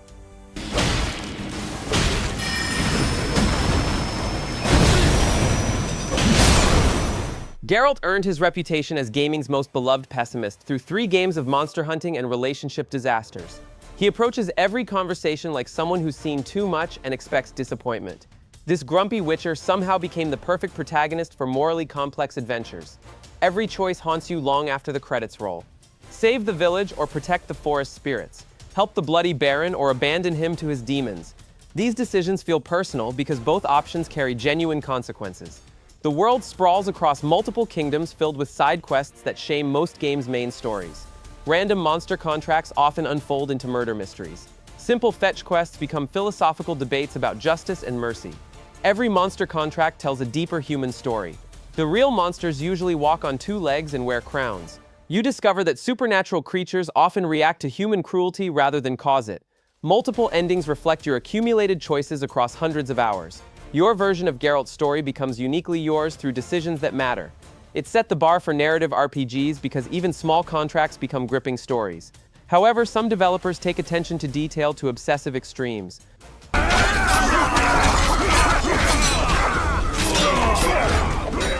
Rockstar took that philosophy and applied it to horse anatomy. Your horse's mane grows over time. Arthur's beard develops at realistic rates. This obsessive attention to detail creates the most believable world ever built. Arthur Morgan faces moral choices while his outlaw world crumbles around him. The Wild West dies as civilization creeps westward. You watch a man question everything he believed while trying to save people who might not deserve saving. You spend 20 minutes hunting perfect pelts for leather crafts. You brush your horse daily and feed him sugar cubes. Camp chores become meditative rituals that most games would skip entirely. Those small systems make the world feel lived in rather than programmed. The Van der Linde gang fractures under pressure from law enforcement and internal betrayal. Brotherhood transforms into suspicion. Loyalty becomes a luxury nobody can afford as desperation breeds paranoia. However, the methodical pacing becomes hypnotic rather than tedious. Every action feels deliberate and meaningful. You inhabit Arthur's life instead of just controlling his movements. This Western epic redefines storytelling by proving slow can be spectacular. But some games achieve perfection through controversy rather than comfort. Shit! Show Mr. O'Brien what we're ready. The Last of Us Part 2 divided players with its uncompromising story decisions. Naughty Dog forced you to play as someone seeking revenge against your previous hero. The game is provocative by design and refuses to apologize for brutal narrative choices. Ellie's quest for vengeance consumes everything good about her. You watch someone transform from hopeful survivor into hollow killer. Each violent act pushes her further from the person you remembered. The game refuses to let you feel good about any of it. The combat system improved dramatically with better stealth mechanics and more brutal melee options. Enemy AI reacts intelligently to your tactics. Every encounter feels desperate and personal rather than mechanical, but the game examines violence without flinching. It shows you the human cost of revenge through unforgettable character moments. The technical achievements in facial animation and world design create emotional connections that make every loss devastating. It's technically impressive and emotionally brutal. Expect to be affected long after you finish. However, some games choose beauty over brutality to achieve their artistic vision. Look, it's her! Over here! Oh, shit! Sucker Punch created feudal Japan so gorgeous you'll spend more time in photo mode than actually playing. The island looks painterly, and the wind mechanic replaces waypoints by guiding you toward objectives naturally. Golden Hour lighting transforms simple horseback rides into cinematic masterpieces. Jin Sakai starts as an honorable samurai following strict Bushido codes. However, Mongol invaders force him to choose between tradition and effectiveness. You watch him embrace stealth tactics and poison weapons that his ancestors would consider dishonorable. The sword combat feels weighty and deliberate. Each katana strike connects with satisfying impact. Stealth mechanics reward patience and planning over button mashing. You can approach every encounter as either an honorable warrior or a shadowy assassin. But the moral tension drives every decision. Honor demands face-to-face combat while survival requires dirty tricks. Jin's internal struggle reflects in your gameplay choices. You follow swirling leaves and grass movements instead of map markers. The world guides you through natural environmental cues that feel organic rather than programmed. It turns wandering into a meditative, cinematic samurai story. But what happens when developers decide primitive weapons should defeat advanced technology? Jin, you're late. Primitive tools against machine predators create tense tactical combat. Horizon Zero Dawn drops you into a world where robotic dinosaurs roam the earth while humans hunt them with handcrafted weapons. You fire arrows at metal predators that should logically vaporize you instantly. The mystery unfolds slowly through environmental storytelling and ancient data logs. This isn't just another robot uprising story. Something far more complex destroyed the old world and created these mechanical creatures. Aloy starts as a tribal outcast with questions nobody wants to answer. Her journey transforms her into humanity's unlikely savior through archery skills that defy physics and determination that conquers impossible odds. But the fascinating contradiction drives everything. Stone Age tribes coexist with advanced technology they barely understand. Ancient bunkers hide beneath primitive villages. High-tech weapons require hunting materials to craft ammunition. The truth reveals itself through scattered puzzle pieces that paint a terrifying picture of humanity's past mistakes. Corporate greed and artificial intelligence created an extinction event that reset civilization. It makes the mystery of a lost high-tech past into a genuinely chilling reveal. However, some games launch broken and somehow find redemption through persistence.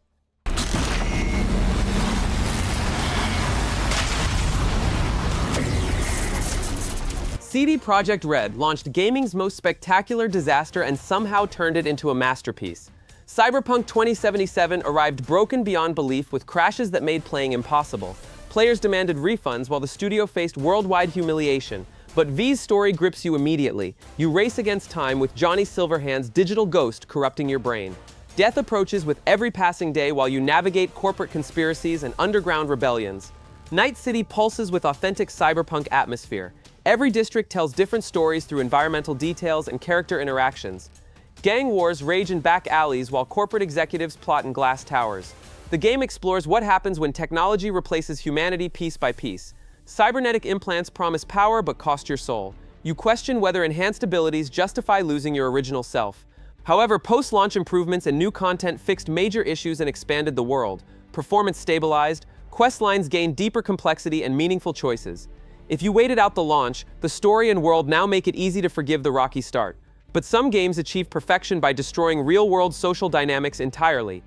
Then they packed up their cameras and forgot all about you.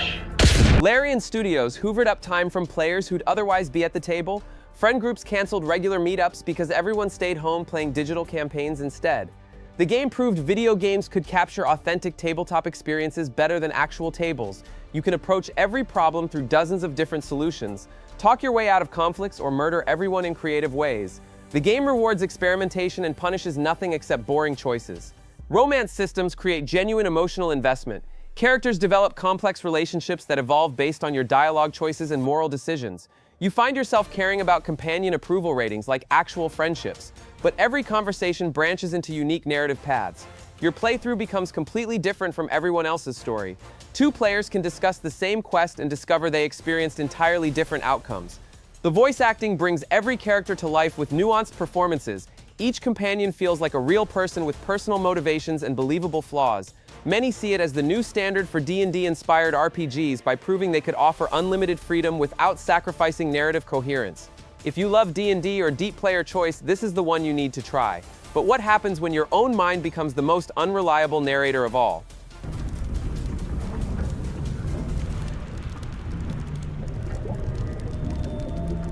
Disco Elysium turns your detective work into a conversation with madness. Encyclopedia argues with logic while empathy contradicts authority. 24 different inner voices compete for control of your investigation. You solve murders while your brain wages civil war against itself. You wake up in a trashed hotel room with complete amnesia and a dead body hanging outside. The mystery unfolds through conversations with your fractured psyche rather than gunfights or chase scenes. The skill system replaces traditional combat entirely. You level up Encyclopedia to remember facts or boost empathy to connect with witnesses. Physical confrontations happen through dialogue trees and dice rolls. Philosophy and black comedy mingle in the writing. You debate capitalism with your necktie or have theological discussions with your own clothing. Heavy subjects become approachable through ridiculous situations. However, failure creates better stories than success. Botched skill checks unlock unique dialogue options and unexpected plot developments. Your mistakes become character development opportunities. It's a detective game played through a fractured mind, and it's unlike anything else. But some games take the opposite approach and make failure the entire point. You swoop up and catch the tie. Snap. It's released from the blade. Warning, warning, the necktie is no longer contained. Hades turns dying into the most rewarding mechanic in gaming. Zagreus desperately wants to escape the underworld to find his mother. Each death sends him back to his father's house, where family drama unfolds through perfectly written conversations. The progression system hooks you immediately. Every run grants permanent upgrades and new story beats.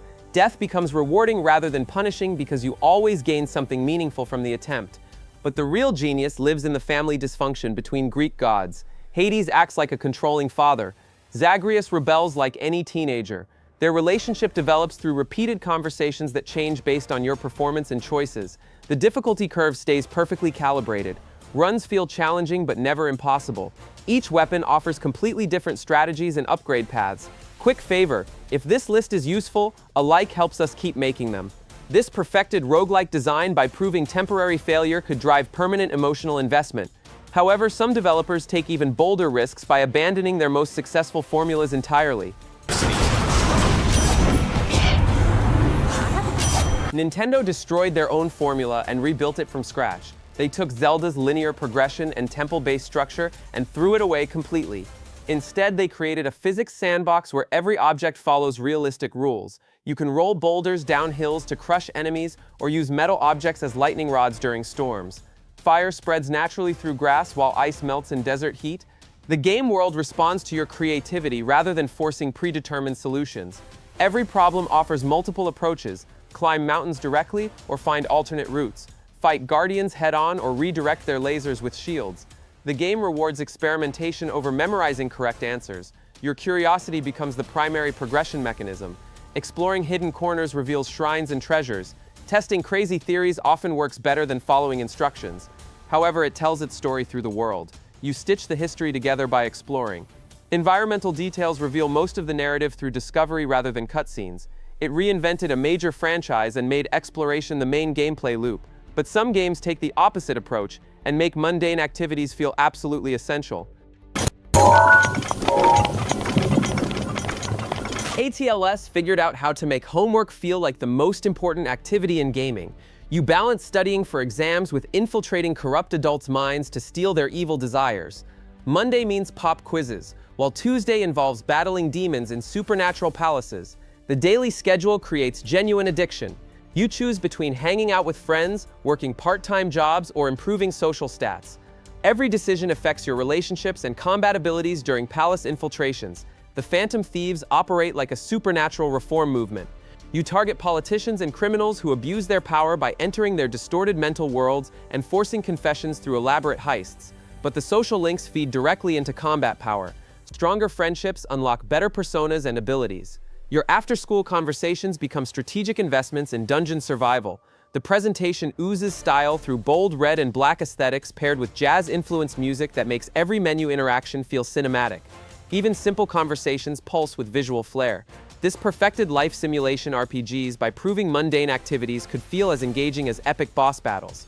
If you like character-driven JRPGs and calendar systems that matter, this is essential. However, some games abandon stylish comfort zones entirely and venture into territories that genuinely disturb.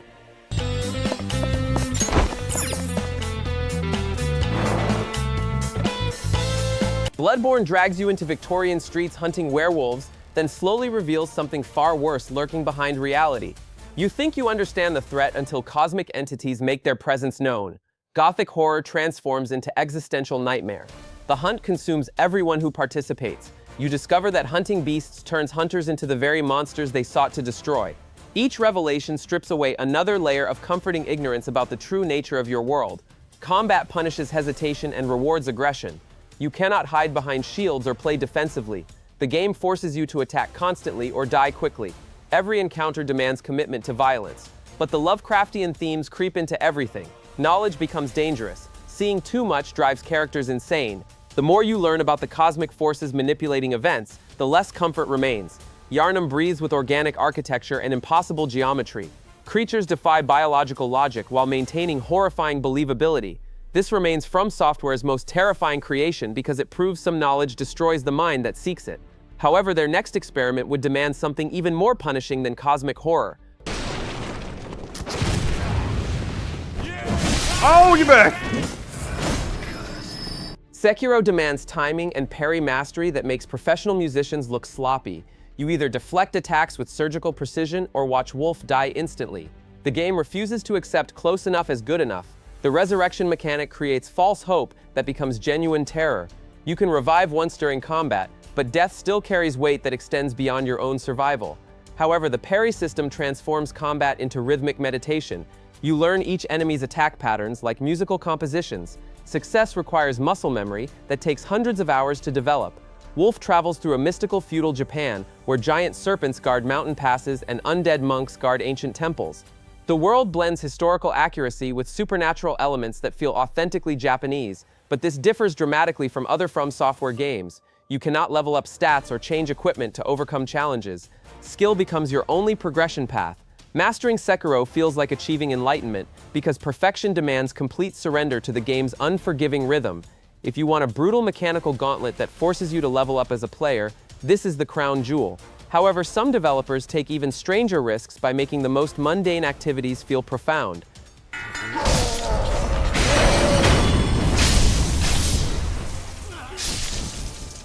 Hideo Kojima convinced people to pay money for a FedEx simulator set after the apocalypse. You play Sam Porter Bridges, a delivery man carrying packages across a landscape filled with invisible monsters and rain that ages everything it touches. The Death Stranding event remains deliberately mysterious. Invisible creatures called BTs hunt living humans while the boundary between life and death collapses. You'll piece together the why as you reconnect isolated settlements through scattered memories and cryptic conversations.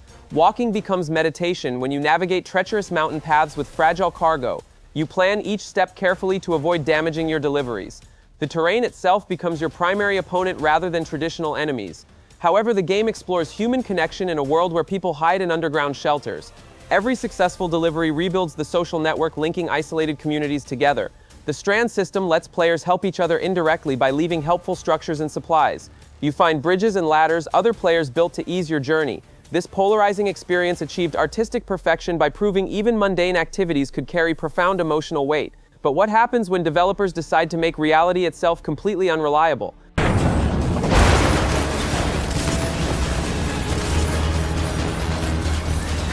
Remedy Entertainment built a government office building that rearranges itself when you're not looking. The Federal Bureau of Control headquarters shifts its layout constantly. Hallways extend into impossible distances while conference rooms become dimensional portals. Jessie Faden searches for her missing brother Dylan inside this architectural nightmare. Her investigation reveals a secret agency that monitors paranormal phenomena through bureaucratic procedures. You fill out paperwork to contain reality-threatening objects. But Jessie discovers telekinetic abilities that transform combat into satisfying destruction. You hurl filing cabinets at enemies and use concrete chunks as shields. Telekinesis turns everyday objects into weapons when hurled with supernatural force. The Bureau operates like a cosmic DMV that manages interdimensional threats. Agents write reports about haunted refrigerators and sentient houseplants. The mundane bureaucracy makes the supernatural elements feel more believable. However, the environmental storytelling reveals itself through scattered documents and audio logs. You piece together the truth through evidence scattered across shifting office spaces. If you liked X-Files paranoia with punchy third-person combat, this one delivers both. But some games take exploration to even more ambitious extremes by making time itself the ultimate puzzle. Outer Wilds resets every 22 minutes like cosmic clockwork. You watch the sun expand into a supernova and destroy everything you know. Then you wake up at your campfire and do it all over again. The solar system operates like an intricate puzzle box where each planet holds pieces of a greater mystery. Quantum phenomena connect distant locations through supernatural mechanics. You discover that ancient structures respond to specific timing within the time loop cycle, but you progress purely through knowledge rather than traditional upgrades or equipment. Every discovery unlocks new areas to explore and secrets to uncover. Your ship's logbook tracks connections between scattered clues across multiple worlds. However, the emotional impact hits when you realize the universe's fate cannot be changed. You become an archaeologist of extinction studying the final moments of an alien civilization. Each loop brings you closer to understanding why everything ends. It makes being small in the universe feel meaningful through pure curiosity rewarded. How far will you go to understand an entire solar system's last day? But sometimes the most deceptive games hide their true nature behind misleading appearances. Team Cherry designed characters that look like they belong in children's books, then trapped them in psychological horror. You see adorable bugs with simple white masks exploring a kingdom where everyone has already died or gone insane. Hallownest once thrived as a great insect civilization. Now you wander through its corpse, discovering what destroyed an entire species. The mystery unfolds through environmental details rather than exposition dumps. The platforming demands pixel-perfect precision, while combat requires split-second timing. You learn boss patterns through repeated death until muscle memory takes over. Every enemy encounter feels like a dance between life and destruction. However, the melancholic atmosphere seeps into everything. You explore beautiful ruins while somber music plays. The world tells its tragic story through abandoned homes and silent graveyards. But the massive interconnected world hides secrets behind every corner. It trusts you to find your way and rewards you for it. Optional areas contain some of the most challenging content ever designed for the genre. Drop HoloFan in the comments if this one destroyed your free time. This indie Metroidvania achieved perfection by proving cute aesthetics could enhance rather than diminish genuine emotional devastation. However, some games take player freedom to even more radical extremes.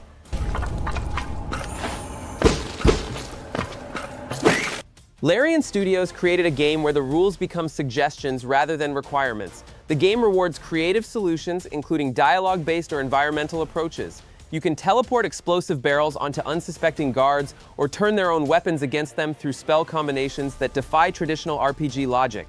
You approach every problem like a puzzle with unlimited solutions.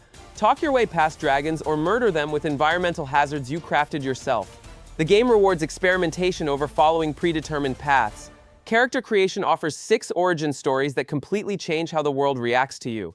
Your backstory affects dialogue options and quest availability in ways that make multiple playthroughs feel like different games entirely. However, cooperative multiplayer transforms the experience without sacrificing single-player depth. Friends can join your campaign seamlessly or argue about dialogue choices in real time. Every conversation branches based on character stats and player creativity. Combat encounters become improvisational theater where physics and magic combine in unexpected ways. It hands you the toolbox and says, "Show me how you break the world," and it actually works. But what happens when developers focus that same creative freedom on making you care about fictional relationships?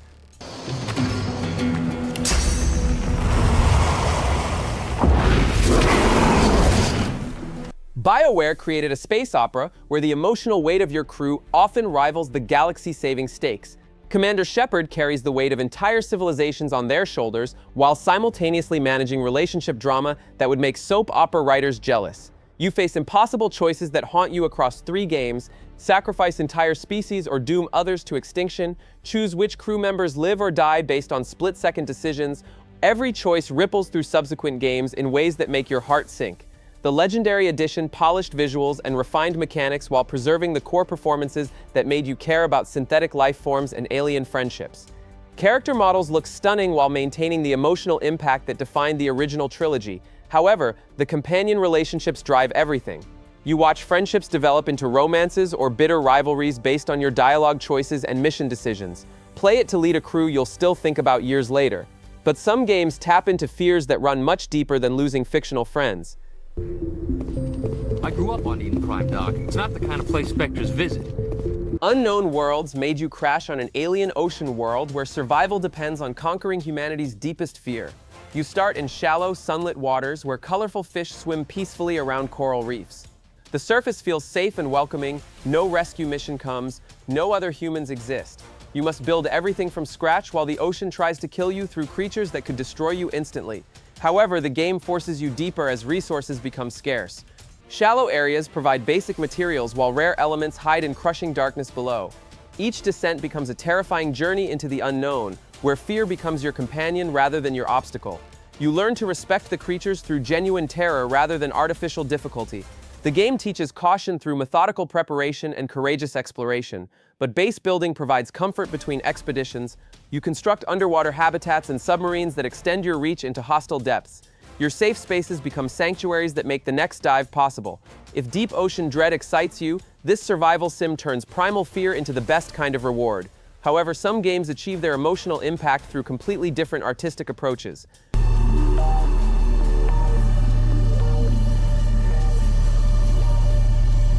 Moon Studios painted a forest that breathes with life through every frame. Each leaf moves individually in the wind, while light filters through branches with photorealistic precision. The hand-painted art style transforms simple platforming into visual poetry. Ori carries the weight of their dying forest on tiny shoulders. You watch this spirit guide struggle against corruption that spreads like cancer through their home. The journey becomes deeply personal as you witness Ori's determination to save everyone they love. Platforming flows like choreography. Double jumps, glides, and wall climbs chain into elegant movement that feels like choreographed dance moves across treacherous terrain. However, the story unfolds without spoken dialogue through visual storytelling and emotional music cues. You understand character motivations through actions and environmental details rather than exposition dumps. The orchestral score swells during emotional moments and whispers during quiet exploration. Each musical phrase matches your movement perfectly. It proves platformers can be poetic and precise at once. But some developers hide their greatest achievements inside games designed for completely different purposes.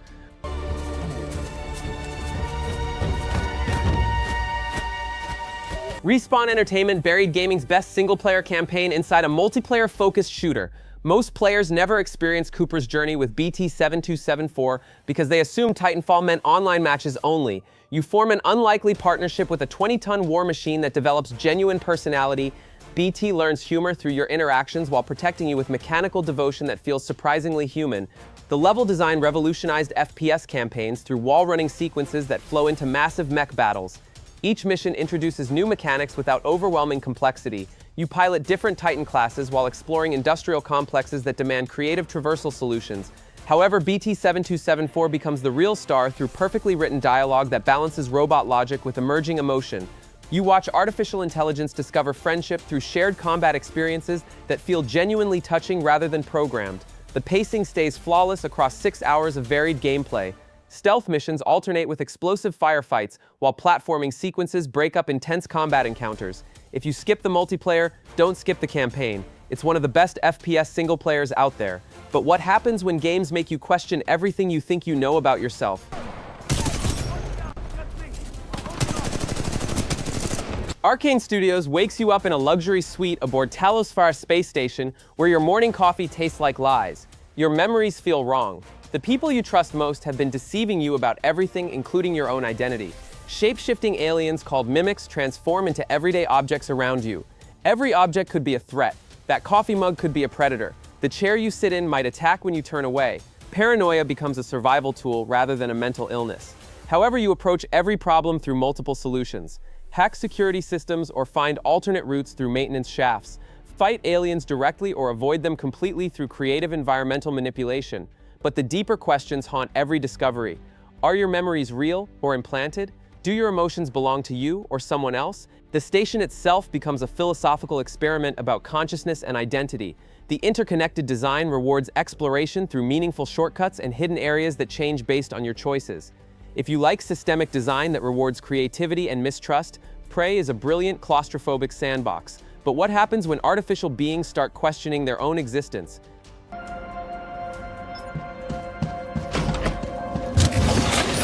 Platinum Games created androids that debate philosophy while slicing through enemies with katanas. 2B and 9S question their purpose between combat encounters against machines that have developed emotions and creativity. You watch artificial beings discover what it means to be human. The war between androids and machines becomes meaningless when both sides start asking the same existential questions. Enemies create art and fall in love while your allies struggle with doubt and mortality.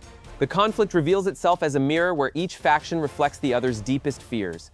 However, the game demands multiple playthroughs to reveal its complete story. Your second journey shows events from a different character's perspective. The third playthrough transforms everything you thought you understood about the narrative.